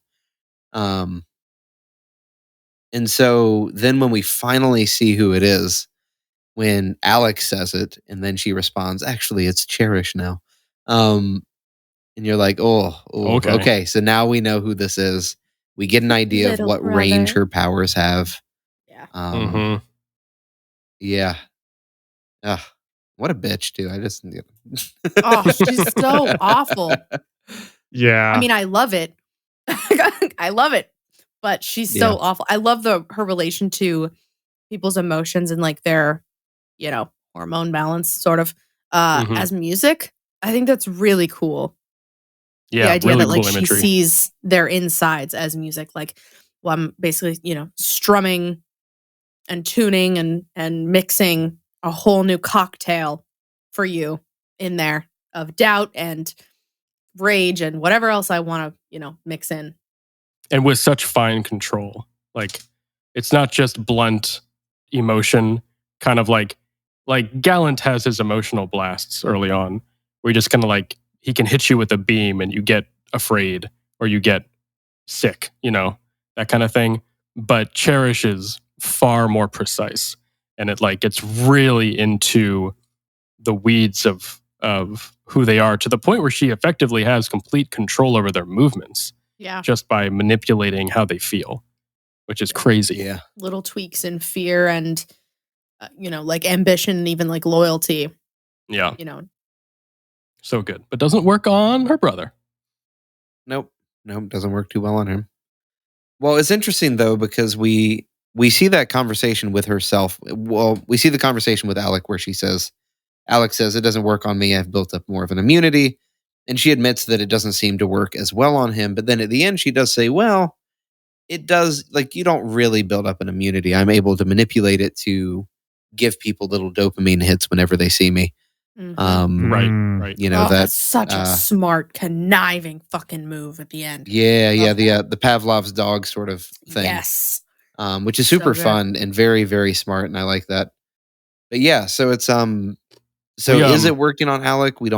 It doesn't seem like it, but we don't really know. So I do really like. I think in these chapters, Cherish might be my favorite of the 9 for these specific chapters. As a whole, I have my own personal favorite, but for these, I just love how she just skips along in her little moment of like, I've never bought anything, like I've just stolen everything, and like, well, might have to buy myself a charger. Like she's just so nonchalant, and because she sees herself as being untouchable because she can manipulate everyone so well. Mm-hmm. And I love once that. again, Love that. I'm thinking a gun, would fix this problem up real quick. Except that she talks about being able to sense the emotions of everybody around her through so walls she and can feel things. it. Let me specify. Well, like most of these things, like we established from like arc 5, a well-placed sniper. Coil sniper. Coil sniper Coil is the sniper. most powerful, Good. the most powerful person in this universe. I need a run. I need a comic run. Coil sniper kills the worm universe. Yes. I'll play on all of those like Deadpool kills the Marvel universe things. Oh my Yes. gosh. Just Yep. Absolutely. a good guy with a gun gets the job done. It's the one punch man, but it's just the one shot man. Yeah. Yep. Perfect. That's funny. On that line, I love that her whole test isn't even serious. It's just a big fuck you to Regent. Oh yeah. It really. No test, just I don't like you. Yeah. It's hilarious. Love that for him. Yeah. What a great sister. And then also, I think we get a great moment of maybe some character growth, or maybe just some more insight with Alec. But the fact that he actually cares about his team, and I don't feel as if it's just a possession thing now. I feel like in this moment, the way it's written, Cherish is basically bringing up her family and how shitty it was. And he's like, I'm kind of over that. I have my new family. Yeah. And I like them. I do like that. Yeah. A little bit of humanity. And he even tries to point that out to her. The fact that he even goes that extra step and is like, hey, look, I know you're trying to fuck me over because, that's what we do. Siblings, classic siblings. But like, I've got people that have my back. And that's why I'm kind of doing really well right now. And the Slaughterhouse 9 are not going to have it when it counts. And they're going to fuck you up when you get on their bad side. Yeah. And she just has she doesn't have a good concept of family. Which, it's surprising that Alec even does. Mm-hmm. But, so, and obviously things got apparently a little bit worse after he left. Just a smidge. Oh, just also, a smidge. I wasn't even thinking. For some reason, I thought that his dad was dead or like in prison. Nope. But no, he's just chilling over in Spain. Living his best life. No, in Canada.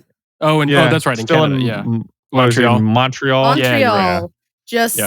Just going after starlets and he did that one time where he went to, where did he go? London or something to kidnap the one star. It was more local than that. It was like Toronto or something. Yeah, that was in Canada. Yeah, Toronto. He didn't go far. So he like bopped over to that, and she was just like, "Really, dude? Like come on, you suck as a supervillain." Yeah, I know. Yeah, I thought you were leading out to something, and then you just disappointed me all over again, Dad. Yeah. I just imagine it's like, all right, guys, finally built this army of mind control warriors. Here's what we're going to do. We're going to go to a Taylor Swift concert. Heartbreaker's the epitome of yes. just the Forrest Gump. I just felt like running. Except for, I just felt like boning. Yeah. Yeah, I just pretty feel like fucking. Yeah. Exactly.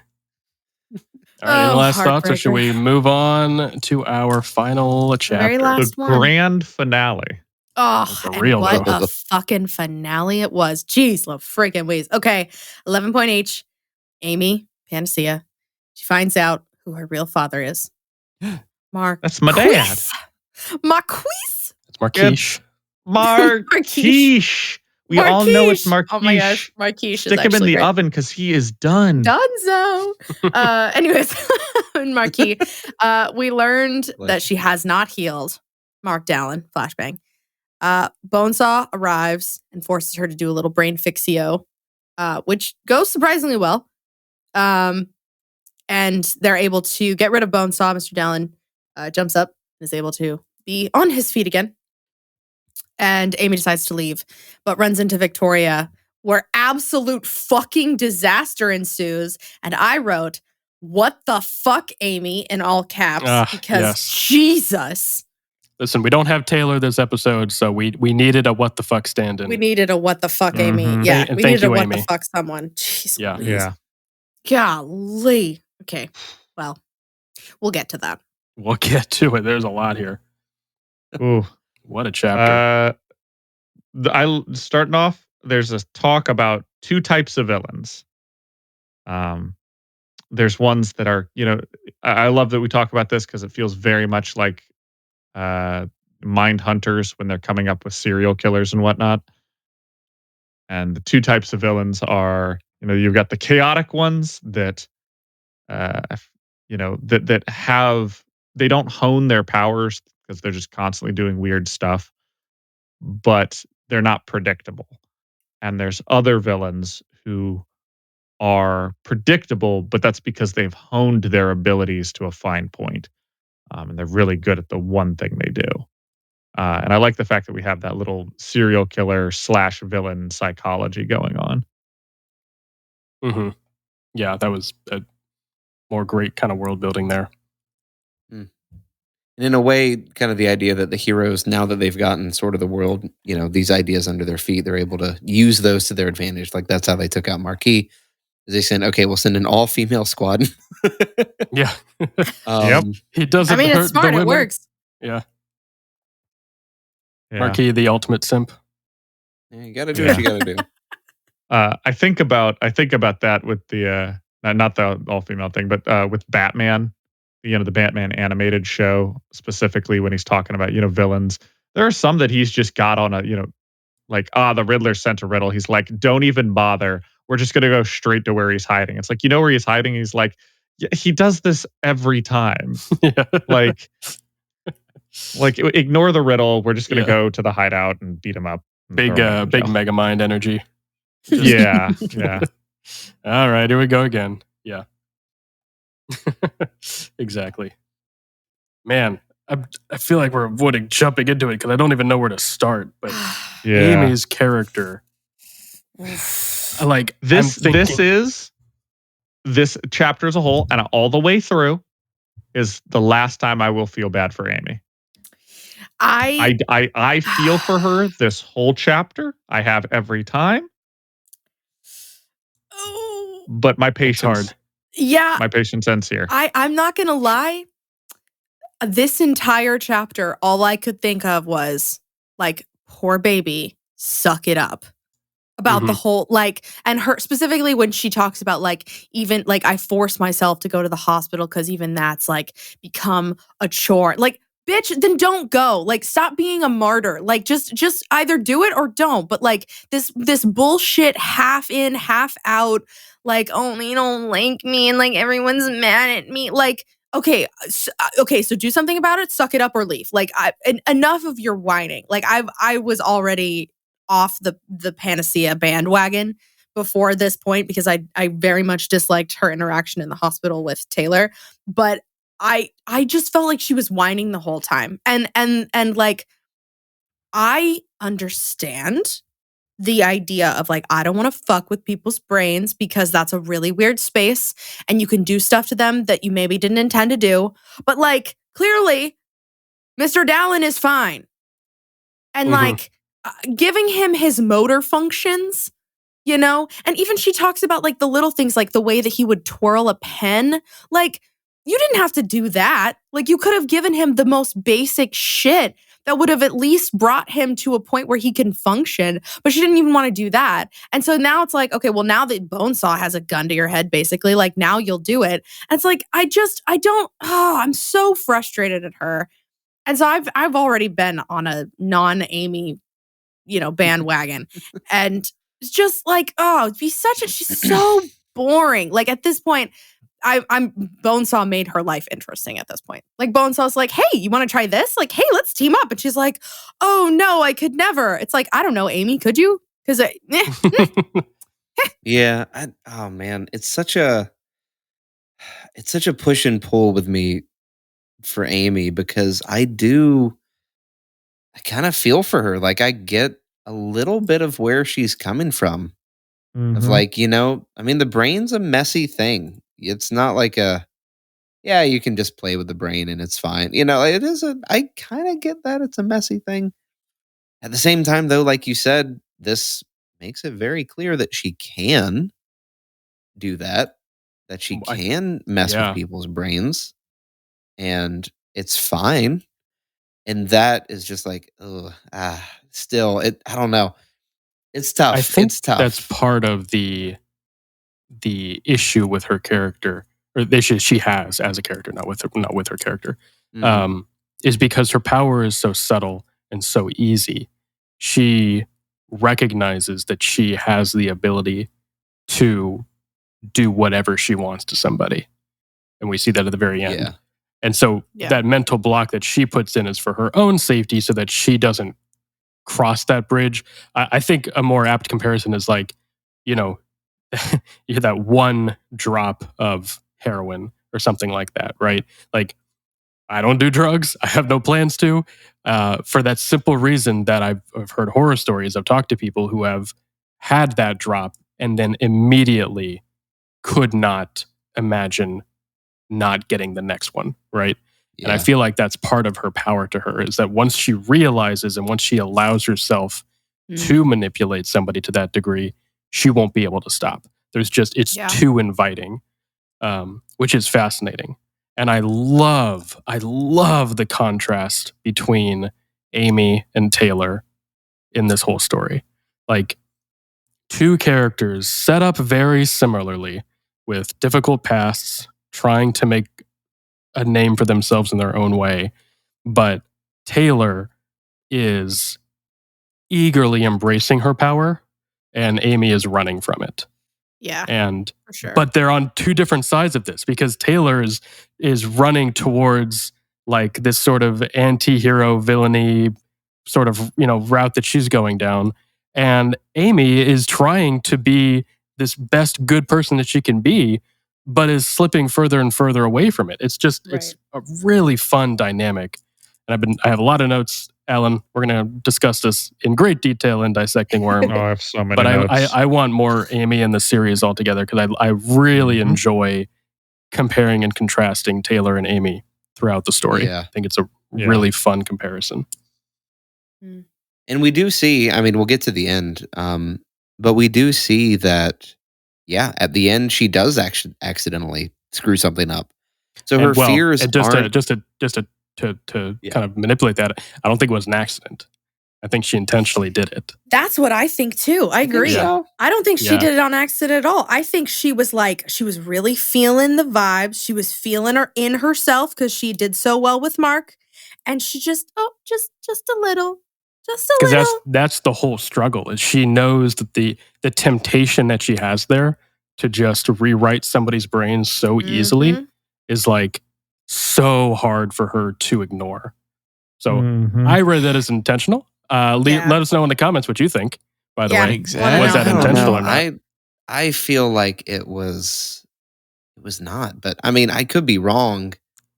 I think Maybe. it's intentionally. left ambiguous. She even talks about ambiguous. it's just one moment of weakness. Like, Yeah, that's No. that's why I feel like it's not necessarily intentional. It's more of a Yeah. it's just Like a something slip-up. that happens. Yeah, like a slip up. Mm. She's like, "Oh no, what have I just done?" Well, I think it's Yeah, I can see interesting that that too. Victoria feels it. She immediately is like, "What did you just do?" Like and she knows what she knows. did immediately. Yeah. Oh, she's Yeah. immediately aware of it. Like, what the fuck did you just do to me? Like, there's no escaping it. Like, it's Yeah. very Yeah. clear. Ugh. Oh, God. Yeah. We haven't even talked about Bonesaw yet. So do we want to just keep going with Amy? Let's Because just talk about Amy for a little bit, because then we can devote a whole man, piece to Bones. I remember reading this as well. The moment Victoria figures it out, because I am as a practically ace at the time I was reading this, just like, what's going on? What are feelings? I don't understand. This is cool. Like, and just not understanding. So I had to reread this chapter like 3 times the first time because I just didn't understand what was happening with Amy. Like, oh, I get she loves her. Oh, shoot. That's what, oh, man. Like, Man. but now I'm just like, God damn it, Amy. Yeah. You stupid bitch. You stupid bitch. Oh, gosh. And the moment that Victoria gets it is just like it's horrifying. Oh, it is horrifying. Holy shit. Yeah, and her comment about Gallant too, like the idea of like, oh, so when he died and I was mourning, you were what? Happy? Elated that he was gone? And Amy's like, no, that's not what I meant. I just, I was jealous, but that's all it was. It's like oh my God, Amy. Yeah. If the subtitle for Worm is doing the right things or doing the right things for the wrong reasons. Well, then doing the wrong subtitle things for the right reason. Yeah, wrong things for the right reasons. Then Amy's life story is Amy doing the wrong things all the time for no goddamn reason. For all the terrible reasons. Just doing the wrong things. Just doing bad shit. She is the example of like, what's the worst way you could phrase this? Yeah. She is the Manchester by the Sea of superheroes. Okay. Again, though, I just want to. Oh no. Okay, here's the thing though that gets me, that I just want to keep in mind. Amy is, I believe, 16. Correct. Yeah. I was actually just about to bring this up. Like, we brought it up with Taylor. We brought it up more with Dinah because, again, she's much younger, and it's much more disturbing, her situation. But just all of these characters, and you have Amy who knows. I mean, okay, so I don't know if you guys have oversharing parents. I kind of did. I know lots of people who did. But I feel like the Dallins are oversharing parents. I mean, why does Amy know that her dad has clinical depression? Why does Amy know that her mom didn't want her at first? And the only secret they're able to keep from her is who her dad really is, which why they even don't do keep very that? well. Which they don't do very well. I don't think this is an oversharing parents thing. I think this is a having lots of close family members together. Yeah. Because let me tell you, whenever I get together with family members that are close, something always comes out every time. My father, when he was like 40, finally found out that his aunt is not related to him in any way, shape, or form. 40 years. This woman used to watch him over the summers. Like, it's just one of those things. Every time there's a family gathering, something new comes out. Right. Yeah. And they are with their extended family constantly. I mean, so I imagine every time they're getting together, something's going like, yeah, I mean, you remember that one time, in college, and you're like, you did what? Like, it could be either one though. I can see either of those being. Yeah. Because I think she finds out from. It's maybe an uncle. I'm overthinking. It's like aunt or uncle. Marquee thing. Yeah. Something else, I think this came to mind while Nick was talking, and something I was thinking about. And this is making my heart soften just a little bit. but I'm not 3 sizes still that not day. changing my opinions about Amy. But something we've talked about quite a bit on this podcast is that the characters, especially all these, all the Undersiders who are teenagers, are very responsible. They have very adult conversations. They are, very, I don't know. The conversations are very mature. They're very mature characters for being teenagers. And I Right. think maybe what it is that Amy feels so immature put up against everybody else, all these other teen capes, that she Mhm. feels so much more like a teenager, where your hormones are raging, you have no idea what's going on.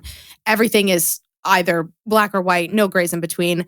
And, oh my gosh, I love her. I fucking love her. Like, cannot move my brain beyond it. Cannot, after all of these years, cannot, create that space between us, force myself to, move past seeing Victoria as, a love interest, not just a sister, like it feels, and then her conversation with Taylor at the hospital, like it feels very immature compared to all the teenagers we've been interacting with thus far in the book that feels so mature. And maybe that's what it is that grinds my gears about Amy. Because like, even the way that she's like, quote unquote, running away. Well, I mean, quote unquote, she is running away. Even her running away at the end feels so juvenile. Like she goes out the window. Like it feels so insanely juvenile, as opposed to like when Taylor left home and like it was in this big thing after talking to her dad. Like, I don't know. Mhm. Maybe that's what it is that's. Yeah. Do you guys feel like that at all? Am I completely left field No, here? I I think think it's it's a valid. great point. Yeah. I think the two dynamics, the person we want to compare her against is not Taylor, but Vista. So on one hand, you have New Wave, which is a bunch of adults with 2 teenagers. And bringing up the rear is the 3rd teenage girl, Amelia, who is the least aggressively powered. The rest of them very, attack Right. oriented. I get the feeling that she gets left home a lot because Right. she's not built for. Well, she's not built doing for this. fighting. She's built No, for the, she's- afterwards, after the fighting. Hey, wait in the van. Hey, Yeah. wait at the PRT building when we get done, or they'll drive you here and then you can Right. like meet us. So she's always left out. She's always, they're having these big adult conversations that everybody else kind of gets to have without her, or around her, but she's not present to really talk about that. On top of that, Carol is not great. No. Now especially about Not a good showing her role any model. love, but she's always, she's got the Theo problem where she's always not been, fully accepted into the family. Mhm. So, Yeah. Carol's not good about hiding that. And Victoria really, really was, full in on the sister thing. Yeah. Like, really the you're only my one sis. who was in on that. Yeah, because like they even talk about way earlier that like, hey, Mark was there, but he wasn't like there. Yeah, he also had his own issues. Really, really depressed to the point of like non-functioning, basically. And so Victoria's the only one, and but that's that's the state that she's in. On the flip side, we have the other youngest child of a group. We have Vista, who gets treated like a kid, but she's way more involved in stuff, I feel like. And also another younger sister figure to Victoria Yeah. is Big V and Little V. Mhm. And they hanging out, and like we even see from the section where Cockblocker, kind of insults Gallant's death. Cockblocker? Yeah, you said cock blocker. Yeah, it's what he meant. We all know what he I'm meant. honoring the spirit, Right. if not the Got letter. it. Oh, sorry. Please continue. Yes. Yeah, Thank you, it's Michael. clock blocker without taking the L, only W's. Quack blocker. Well done. No. But yeah, when Vista goes out in the hallway and she's having a good cry. Like Victoria comes out to check on them because Victoria, even though she's not on the team, has this relationship with Vista. They, big sister, little sister vibes. And but Vista handles all of this by like, I'm going to do better. Doesn't really want to spend time wallowing in it. Yeah. And I think comparing the two of them, both in the dynamics that they are in and how they're treated in those dynamics, as well as their own personal choices that they make when doing things. Right. Because, they're Vista makes this very obvious decision of like, I'm going to try and grow as a person. And I don't feel like Amy does that. No. But also, Amy's environment doesn't really seem to give her the space to do that. Yeah. I think that's something too that just imagine having the powers that Amy has. You have these amazing powers of healing, and that's great. But if you've ever cared for a sick relative for any extended amount of time, you know how exhausting that is. Mm-hmm. And I just imagine though that being your whole family's expectation for your life is that you will be the hero. You will go to the hospital and help people. You will do all of those things. And I don't know. I still kind of feel bad for her. I get what you guys are saying, but I just kind of feel bad for her still because like I feel said, like, I like feel you bad said, for her too. Her circumstances Make it easy for her to do anything. I am sympathetic for Amy until the last period of this chapter. She has used up exactly my amount of sympathy. Yeah. And I'll be honest, I forget what happens with her in the future, so I don't have that context. But I think again too, it's a fun contrast to Taylor, where they're headed towards similar paths, and it kind of, I wonder if their positions were flipped. If Amy found the Undersiders and Taylor didn't and was stuck on her own, I am sure, Jacob, that we can find a fanfic for you. Most likely. I already know there's a what if Victoria got raised in Bitch's situation and Bitch got raised in fun in New Wave. I already know that exists. But yeah, just kind of seeing Amy truly being alone in all of this, even from Victoria because of what she's kept from her. So like, there's a lot. Yeah, I mean, I'm incredibly sympathetic towards her character, and sort of the direction she ends up, where she finds herself. And again, I think these conversations, we should just circle back to some of these once some spoilers are revealed down the line. So stick around to future episodes. We got to talk about Bonesaw. We want to talk about we haven't talked about butchered Bonesaw elephant in the room. Jeez. We have to talk about Bonesaw. And now for my most hated character to read of all time. Give it up, folks. It's Bonesaw, the creature from my nightmares. Let me tell y'all a little story about my fears. I've got a few. Fire, I've worked through it. I lit fires for I don't know how many years as a camp counselor. That worked out. Heights, I'm working on it. I work with trees. I get in lifts, climbing. We're working on that. What I haven't gotten over, small witches that crawl under beds and disappear, so you don't know where they are. It's the most So, they're there one moment and then they're out of sight, okay? And they cackle and they laugh and you hate them. I don't know where this came from. Creepy dolls, never liked that shit. And let's not forget scalpels and needles, And of those fears, she bats a pretty high average. Scalpel spiders, fuck that. Fuck that so hard. With needles and oh my God. Boy, does she love needles. She's a creepy little girl with scalpel spiders that just loves just, and then the scalpel spiders, you don't know where they're going. If they're out of sight, they're about to stab you in the back of the neck for We had a sure. whole conversation about this outside of the podcast, by the way. I just want to be very clear. Alan's very upset about Bonesaw and her creepy little scalpel Every spiders. time, don't get me wrong, she's a great character. She's so interesting. I love her as a character. If I have to read words on the page following the name Bonesaw, fuck that, I'm out. No, she's just a little girl. She's just trying to find someone to play with. Get the fuck out of here. Bonesaw stands over here. Just want to add in another reference for our fellow nerd fans.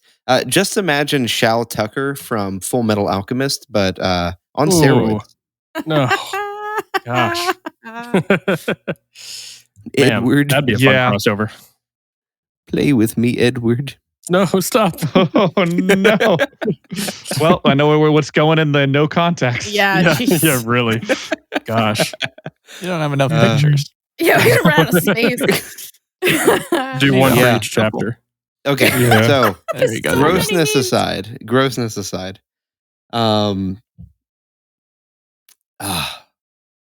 what a cool power. Yes. Oh, God. Hack job. So cool. Horrifying. I am not editing that long pause. It's staying in, Nick. That was Oh, absolutely. Keep that So in. good. Way to That was take a intentional. power, a Trump power, like hack, whatever his name was, Hatchet Face. Hatchet We're face. like- Yeah. His power is he's just one of the killers from every horror movie. Yeah, Get for near him, you superheroes. lose all your powers. He's got a giant axe. He cuts your head off. Like Yeah, all he is serial specifically for killer, the superheroes. power. Now he And can then- teleport. Yeah, and Yes. now he can Now he now can he can do the teleport. thing where you run around the corner and somehow he walked and beat you there. He's just the horror movie villain. Villain. That's what he is. I love that this is the chapter that broke Alan. Don't forget he's got Mr. Bean's face sewed on his back. Yeah. That's canon.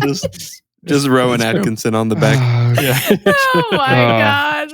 Gosh, we need that guy who puts I forget, it's like handle2b.wave.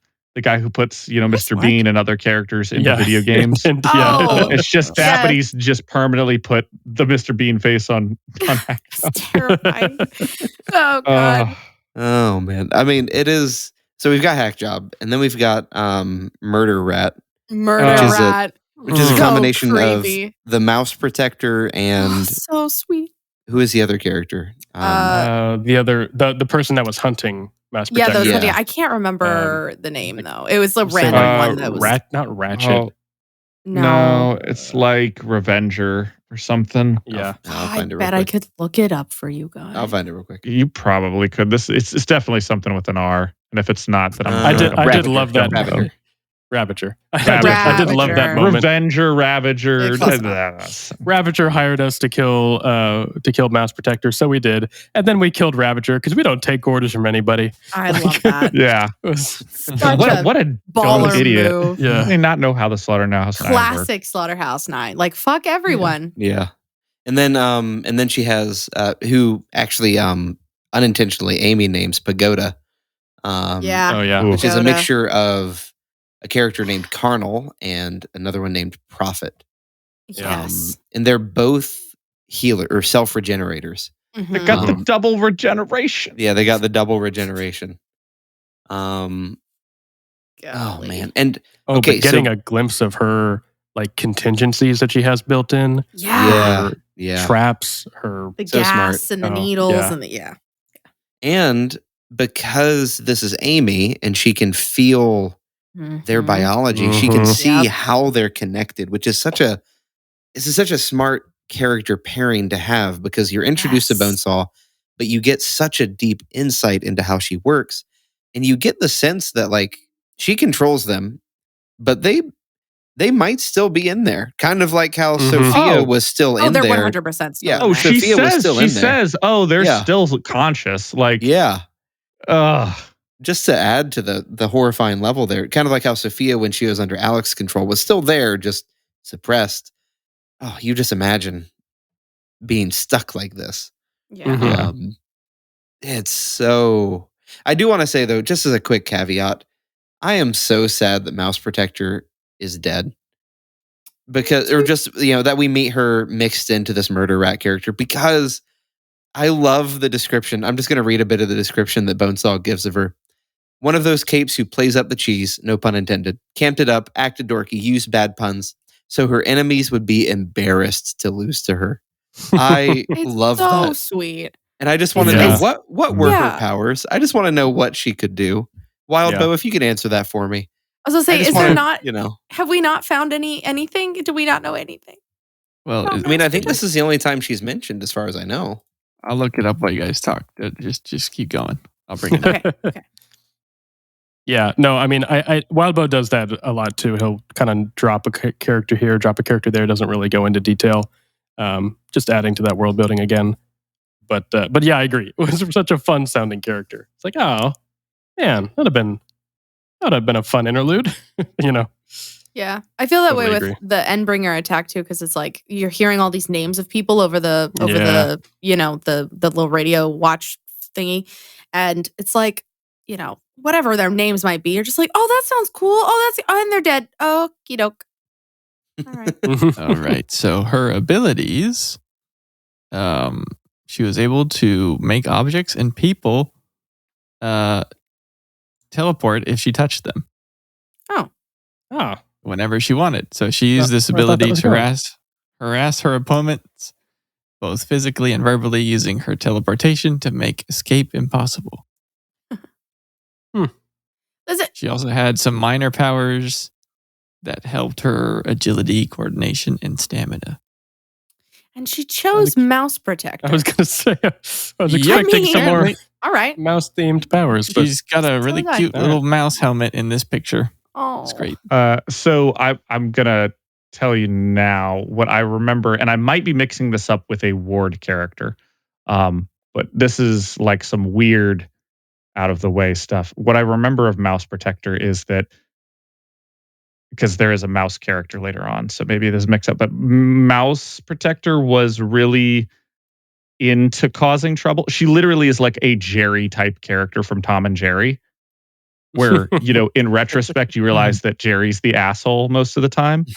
That Mouse Protector not only, got people, they basically got people riled up. There's a reason that like Ravager goes out of Yes. their way to hire the Slaughterhouse 9 to kill her, because she's just so pissed off with her. Like, I from what I remember, she's kind of irreverent, and the other heroes don't like her. Mhm. And she's just tough to get along with. Yeah. Like I said, I might be pulling that out of my ass, but I just remember her. I think she's just kind of annoying. Yeah. So She's very apparently flippant Ravager. and dangerous to be around, basically. Yeah. But she is like, good. No, I was just going to add to that too. Ravager, on the other hand, was a villain who, the wiki says, could imbue weapons, objects, and ammunition with the ability to inflict gradually worsening wounds, Oh. which smoke and interesting. stung. All wounds Ravager inflicted would bleed, fester, and permanently scar if not tended to, with scratches having the potential to worsen into evisceration. And she maintained clairvoyant awareness of those she wounded. So that's a pretty Ooh, Whoa. unique power too. I like That That that. is also pretty just unique. gets kind of pushed to the side. But still, then you combine those two. Again, you've got a teleporter power with knives and somebody who can inflict Yeah. pain like that. Yeah. That is a Oof. good Yes. interesting combination for sure. Yeah, this is definitely the chapter for body horror for sure. Or Mhm. well, Mhm. for now. Yeah, for now. For now. Yeah. I'm not a huge fan of I myself do not like horror movies. I don't like the impending like sound and then the jump scares. I'm not a fan. But I love horror books. I love to read them. I think they're very fun. And I think Bonesaw in general is my favorite Slaughterhouse 9 character. I just find her so fascinating. and the way that she futzes with people and messes with them, and this very Frankenstein's monster, Dr. Frankenstein I'm just gonna just mash these people together. Like it's horrifying. Oh, 100% horrifying. But it's so freaking cool. Like there is just something about it that I cannot. My brain is like, ew, gross. More please. It's the whole you can't look away. Yeah. Yep. Yeah. She is my favorite Slaughterhouse 9 character, by the way. She's the best. Okay, quick side thing too to jump off of that, because again, Bonesaw knows so much about human anatomy. We find out a lot about how powers function. Yeah. So she claims to know where they come from, but she doesn't say where they come from. She is the Mengele of superpowers. Yeah. She's the what? The Mengele of superpowers. Yeah. She goes on a little... I've taken so many of them apart alive, I just know how they work now. Which is why when Amy says, I don't do brain stuff, I can't. She's like, no, you can. I know you can. It's just like a limitation you've put on yourself or that your power has put on you. And so it's interesting after having seen the interlude with what's her face, Fault Line. Yeah. Kind of trying the same thing. And trying to break through that barrier. It almost feels like in contradiction. She's like, no, we can adjust past that. Kind of doing what Fault Line was doing. It seems like. Bonesaw just does it by taking your body apart and putting it back together multiple times until you do it. Exactly. But no, so just this idea of powers or accidents, humans aren't meant to have them.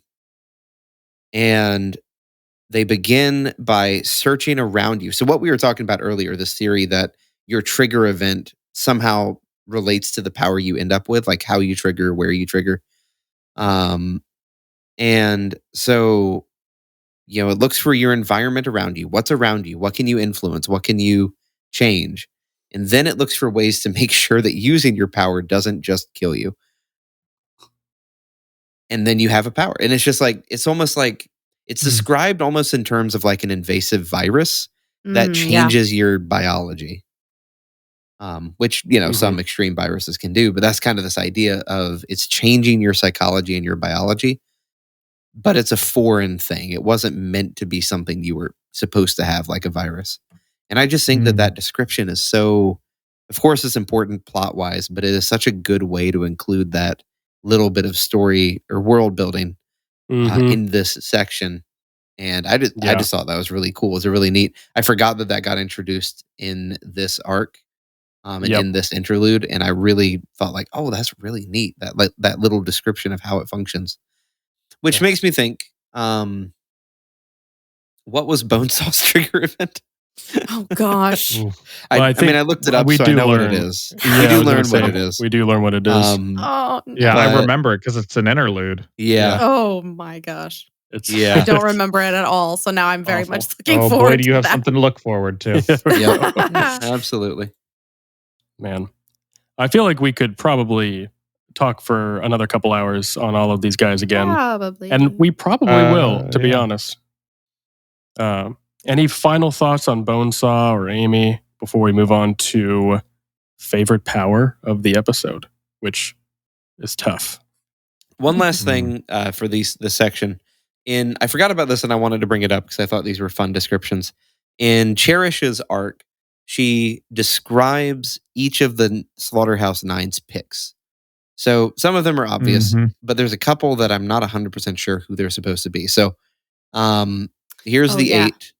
There's the buried girl. It's Noelle, I'm pretty sure. The arrogant geek, definitely Colin. The dog lover, it's Bitch.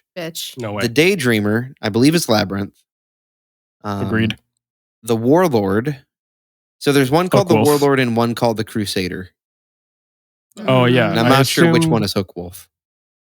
I assumed Hookwolf would, or I guess Alec could be the warlord. She said, I was going to say arrogant nerd.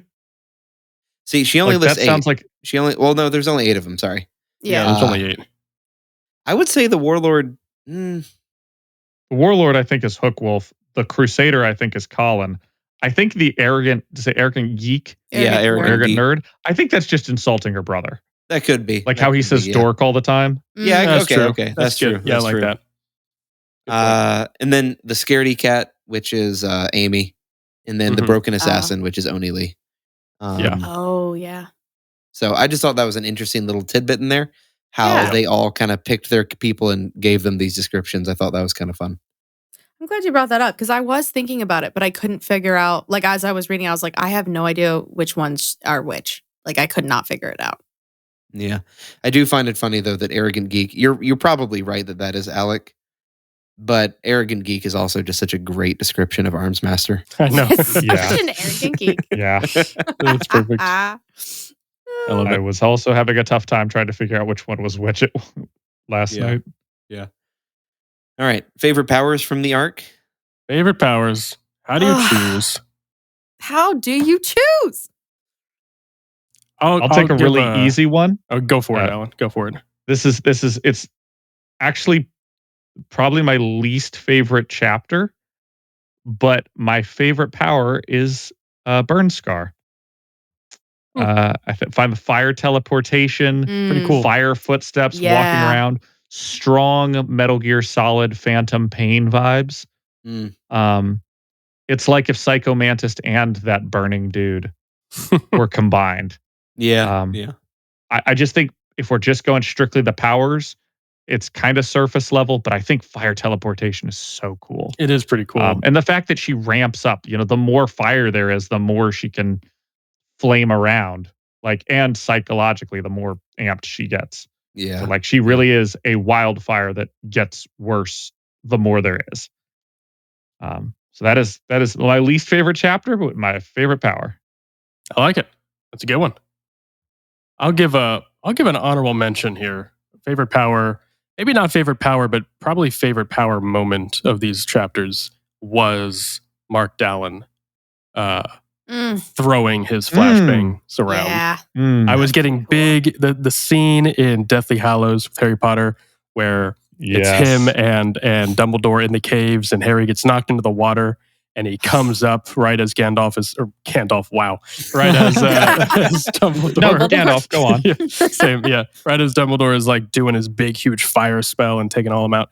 It felt very much like that. Here was Mark Dallin basically crippled and then traumatic moment gets his life back and just unleashes and really wins. I mean, he beats them back essentially. They love retreat, but how ready he is to go. yeah. He figures out what's And- going on. He keeps his mouth shut and then he starts swinging. And and just points. the way he can use the concussive versus explosive to bounce himself around the room and Amy around the room. Mhm. Oh, Yeah. exactly. It's pretty so cool. good. It is pretty cool. And points for how he treats Amy in that chapter. He's just like, Yeah. it's okay. Mhm. It's okay. Yeah. Oh, Mr. I still hate their Dallin. whole family, but Mark he gets is a a little, good man confined by terrible circumstance. yeah. But yeah, loved that moment. So I think he gets my nod for cool power. Mhm. Nice. I'm gonna have Good to choice. pick Cherie or Cherish because Cherie? I love that kind of I think I said this earlier, the cocktail of human emotion. I love that she can mess with that and play with it and get super specific with somebody's, emotional headspace and, their dopamine. And I find that so cool. And it's, it's a variation of Regents of Alex, but still very singular on its own. And I kind of love the idea of the family and Heartbreaker's children, that they all have something that's kind of similar, but not quite. And I just think that that chapter is really fun for me. And I like how arrogant she is in that chapter and with her power and just, I'll just, do this and this and I'll drive, I really liked Cherish in that one. Yeah, those are good. I want to give a honorable mention to Dinah because we get to see how her power works. Yeah. We knew what her power was, but getting to see how it Cool. works was really cool. Yeah. But I feel like this was a peak chapter for tinkers. Because you think about the idea of a tinker and you think, what can a tinker really do? Cool, they make cool machines. Dragon's pretty neat. Arms Master's got his things. And that's fine. It's cool. Kid wins, neat. But you get to see two tinkers who have abandoned morality. Oh man, Arms Master, am I right? Yeah, Arms Master and Dragon have abandoned morality. Yeah. I do not support AI human marriage. No, I'm just kidding. I would not say that online, Nick. That's true. No. Have live you your dream, seen people. her? Yes, this is I actually Dragon we're haven't. talking I about. actually haven't. Have you seen the it's amount so of good. Linux users in our?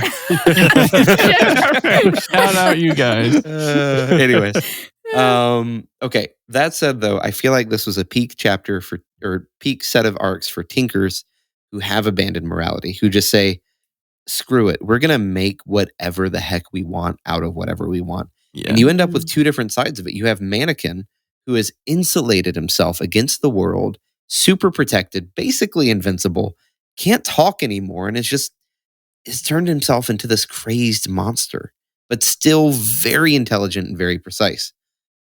On the other hand, you have Bonesaw, the creepy little girl, who is a flesh tinker, bio tinker, Yeah. Biotinker. and flesh tinker I like better. I like Flesh Tinker, yeah. Yeah. Meat's back on the menu. Oh. But yeah, just this idea of, hey, I think part of it, this is again a little tangent where my mind's going, but it's sort of that question of, if you could run any experiment on humans, morality excluded, funds infinite, what would you want to do? And of course it'd be like, well, it'd be really interesting to know, X or Y. And I feel like these two tinkers take that, and you realize, oh yeah, no, it's a good thing that we don't think like that, because this is what you end up with. You end up with Mannequin. Yeah, you end up with human Bonesaw. centaurs. You end up with human centaurs. Where did the pants go? Where? But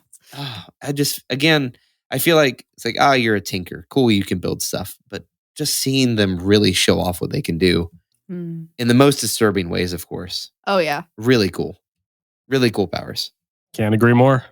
I seem to have a knack for picking the worst people for my favorite powers, but I'm going to keep doing it throughout the series, No, completely everybody. understandable. From Kaiser to Coil to Bonesaw and Mannequin. Here we go. Hey. Yeah, it's fascinating. They're Though. I agree. Nice little squad Yeah. there. It reminds me Bonesaw, just Bonesaw's introduction and then everything following reminds me of one of the Batman comics where, Joker carves off everybody's face and puts it on a plate in front of them. And then, they do the reveal like, there's your face on a plate. And all I can think is, damn, wasn't fazed by that at all reading the comic, because of everything Bonesaw has ever done has always topped that. Bonesaw makes Joker's worst moments look like a bitch. Like, Alan's going holy hard. cow. He really has. He really has. Bonesaw Like, is you cut off a face. Alan's kryptonite. Boo Actual hoo. nightmares. Like, you ever stitched somebody into the spinal column of somebody else and kept them alive? I did that in 4 hours with like my hands tied behind my back. Like, Bonesaw did it in a cave. What's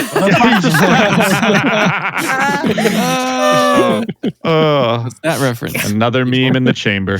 There's another one. So many Oh. references. All right. Well, I don't know what more we can say here. I'm just kidding. We could say a lot more. we could say I so don't much know more. if we should say more here. Please don't.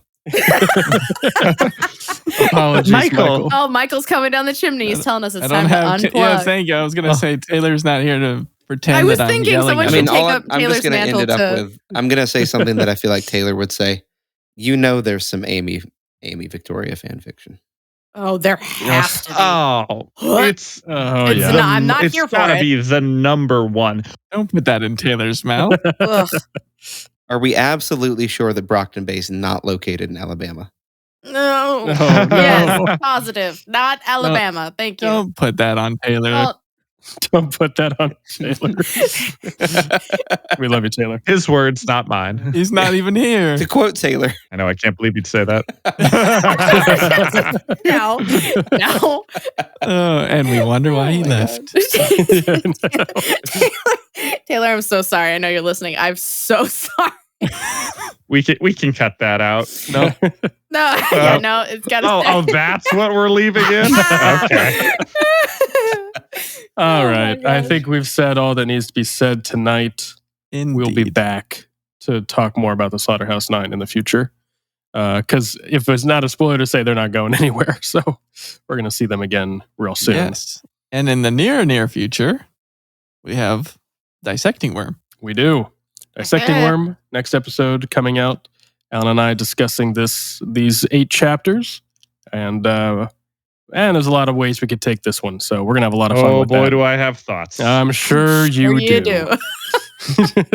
Ah. I'm just kidding. I have them too. Don't worry. Yeah, stick around for that. That's going to be a lot of fun. We're excited to break those down again.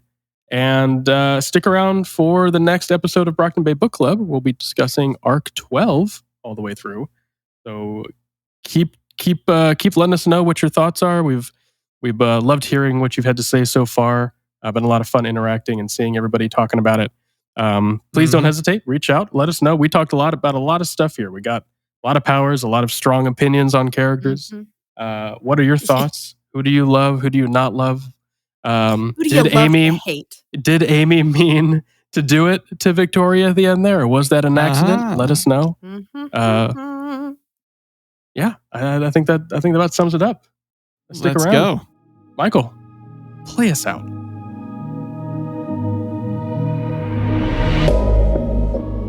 Thank you so much for listening. Read along with us at parahumans.wordpress.com. We'd love to hear your thoughts. What did you love? What did you hate?